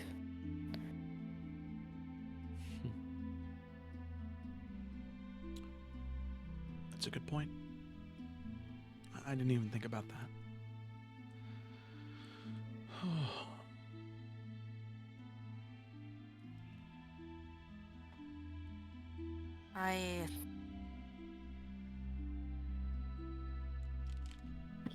I agree with that.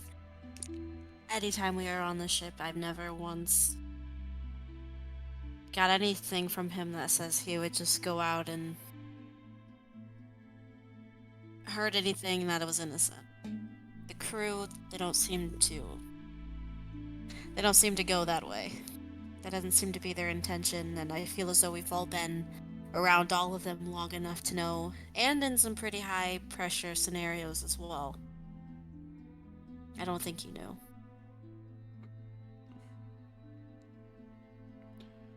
Twig, what do you think? I mean, I hope he didn't know.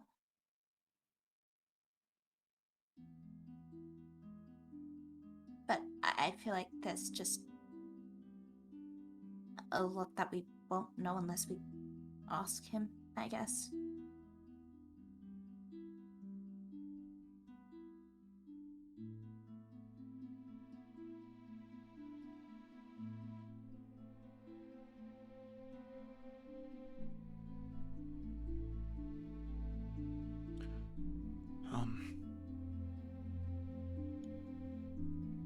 If there's one thing that I have learned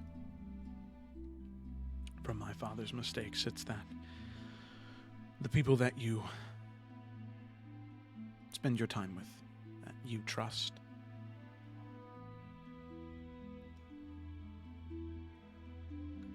sometimes they know you better than you know yourself. And I don't know what to do. I don't. My father's flaw was that he didn't trust anybody. Not even my mom.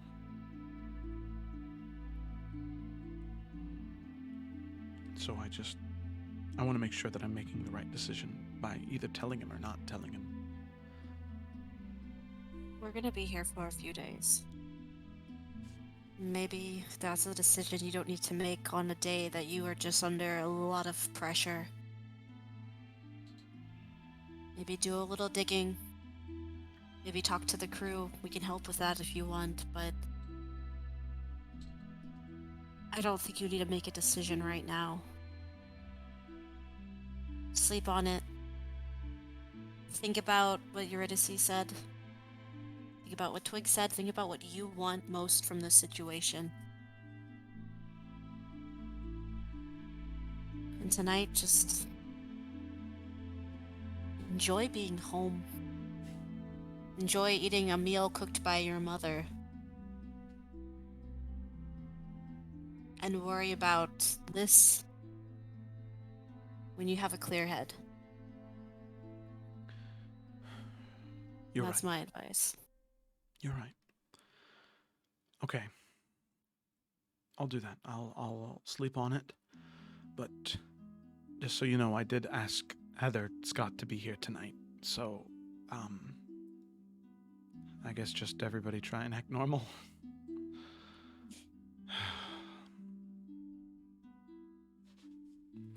You can see at about that point, Aunt Beth does come back out. You can see that she's changed from the commoner's clothes and the apron, and now is wearing something that is not nearly as gaudy as what she was wearing earlier today, but something that still has a little bit of refinement to it. And you can see that she's holding a small bowl as she comes out, and she sets it down in front of you, Twig, and she says, "Now I don't want you to think that I forgot about you, little lady. I just know that this soup in particular, if you let it sit out for too long when people are talking, it doesn't taste nearly as good. A nice little vegetable stew that tastes just as good with these biscuits." Oh, thank you. I didn't want to say anything. Oh, you haven't been gone that long. To stick to the biscuits. Believe me, Twig, this motherly instinct is going to be on for quite some time. Believe me, you're going to be sprinting while I'm having to be rolled around in a wheelchair in order for me to finally start to fail on some of those motherly instincts. I hope that's not any time soon. Oh, no, it's not. I still have a lot I want to do and a lot I need to see. It's been so long cooped up in this keep. There's a world out there I want to see still.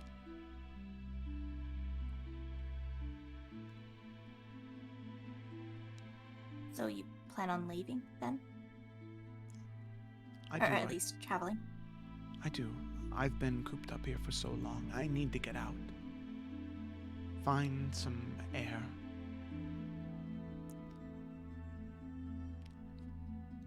In fact, we already have a charter figured out. Should be arriving in a couple of days, actually.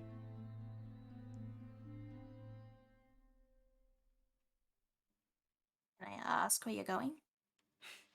Of course. First, I want to go to White Harbor. I haven't been home in so long.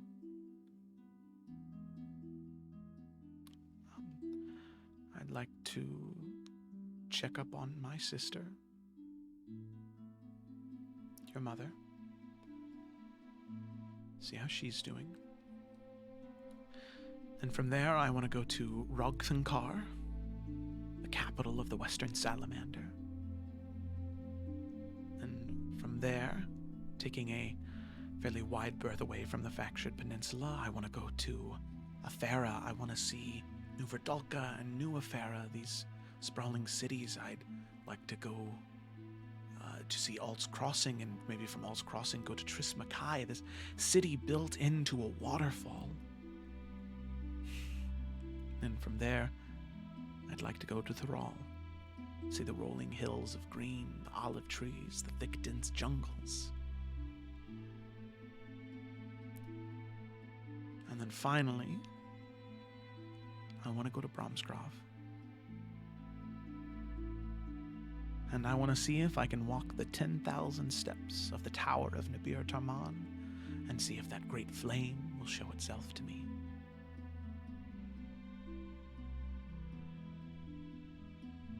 Wait, if you're gonna be leaving, then what's gonna happen here? And you can see her head kind of cocks at you, and then she looks to Brandon, and she says, "You didn't tell them, did you?" Us what? Brandon sits down next to you and holds your hand and says all of this to you, Twig, but is addressing the entire group and says, "You and all of you have helped me so much these past few months find out who I really am, discover things about myself that I thought were long gone and dead and always to be forgotten, never to come back up again. I thought that I was going to be Din the Archivist for the rest of my life, and I had grown okay with that. No, stop. You're not. I You're not, am so you're not thankful leaving. of the time that we've had together. All of you have been by my side through some of the worst times I've had in my life.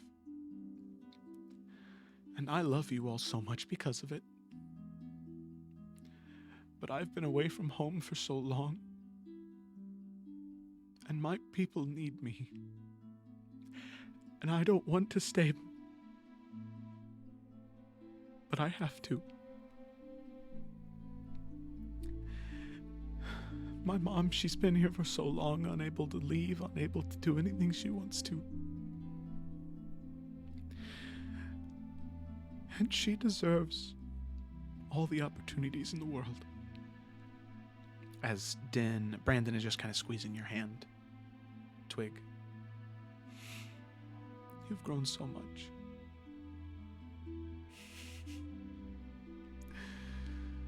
And I'm so proud of you for who you've become so far. And I look forward to hearing stories when you come back. I can't do that without my best cousin. Oh, and things are going to be really hard around here without my best cousin. But it's okay. You have Nelfian, you have Eurydice, you have Blossom, and, well, you have Lala too. And if Lala can do it, so can you.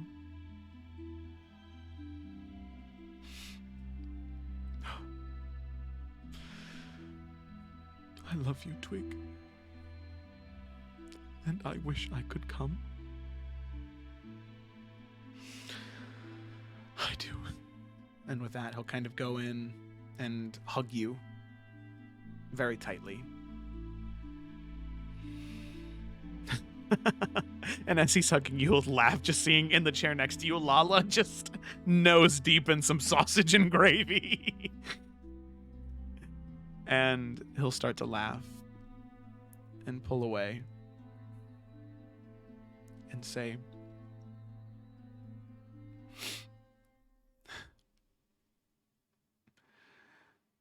and look to all of you and say, genuinely, thank you so much. Because I would not be who I am right now if it weren't for all of you.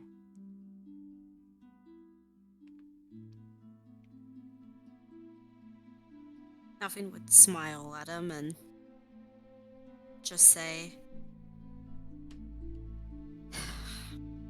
you know, I am gonna miss you. I liked having you around.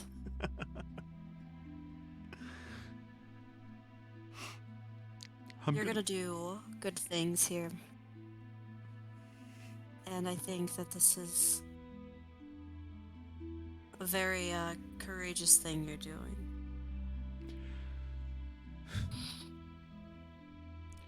Nov will just like smile and say, and you know, you don't have to worry about me making those awkward ass slapping jokes anymore. And he'll like slap him on the back. And you can see him wipe some of the tears from his eyes. They're like, well, that's one thing to look forward to, I suppose. And we'll be back. Oh, you're damn right you'll be. You can't get rid of us that easy. No, because the contract all of you signed was without Bartold, so that means I'm in charge now. Damn right. In charge. How does that feel? Oh, it's so scary. Oh my god. No, it's okay. You're great, okay? You're going to do great, and you're gonna be amazing, and you're making a good decision. Alright, you are really, really, really smart. Okay? It's going to be okay, and we're going to see you again, and it's going to be fine. You're a proper lord now, I guess. Well, almost. Tomorrow morning I'll have my ceremony with Bishop Aida. And then I will be Lord Brandon Bartold. And, you know, I think that maybe there could be an allegiance between houses, an alliance of a sort. House Forrester and House Bartold working together. Trick has a kind of like uncomfortable, like sitting up moment, just like looking to where Aunt Beth is, just full awkward energy just radiating out. Aunt Beth, she's so just overcome with. She's not even listening. She's just feeding off the energy in the room and seeing how much she is just happy tears right now, seeing how much all of you care about Brandon. Sure, I guess. Well, the sausage gravy might be cold by now, but we should probably eat it. My mom worked really hard on it. And with that, Aunt Beth kind of laughs, and she starts to serve up the sausage and gravy to those of you who are eating it, as Lala is now getting into their second plate of sausage gravy, filling the role that Grok would have eaten. And as all of you sit there and eat, No. Legal. realizing that No. when you leave We have time. Sandpoint, Brandon will not be coming with you. Yeah, that is a sad thing. Knowing that later tonight you'll have to talk to Captain Heather Scott, and then in a few days be leaving for the College of Hearthcrest. That is where we're going to go ahead and end tonight's session. Oh, but we have Joe. all the time to go for another 3 hours. Yeah. Still so much we need to talk about. I know, but sadly we're just going to have to do it next week. Oh, God, what a sad episode. But also... but also good. Yeah, it was good. Man, I didn't realize how much it was going to hurt me to have to do that. Stay. Yeah. Yeah, I was legitimately crying just because I'm going to miss Brandon. I know. Yeah, we miss him. Oh, God. Epic talkie chief. chief. God. Yeah, me when I have that session. Oh, that's great. That is amazing. Well, oh, goodness gracious. Thank you so much, everybody, for watching. Y'all are amazing. Love you very much. If you haven't yet, be sure to follow us. That way you go ahead and get those notifications whenever the channel goes live. And yeah, we'll be back with another episode next Saturday. Or tune in this Tuesday for the Salamander Coast for their confrontation. Well, trying to stop the confrontation between the previous light bearer of the Children of the Flame, which was talked about today, and Odin, like the guy from Norse mythology. Yeah, shit's weird over there. Let me know. Yeah, shit's weird everywhere, honestly. Or next Friday for the Explorers of Afera, as they're delving deep within the 88th layer of the Abyss, the Gaping Maw, as they're now currently in the chasm of the Siren Song, where 3 of the party members are about to jump off a cliff because they were persuaded to by a Siren Song. Yeah. Or next Saturday to see the continuation of this and what the party decides to do with Captain Heather Scott, and then the beginning of their journey to the College of Hearthcrest. So, thanks so much for watching, everybody. Hope that you enjoyed, and we will see you next week. Farewell. Adios. Bye-bye. Bye.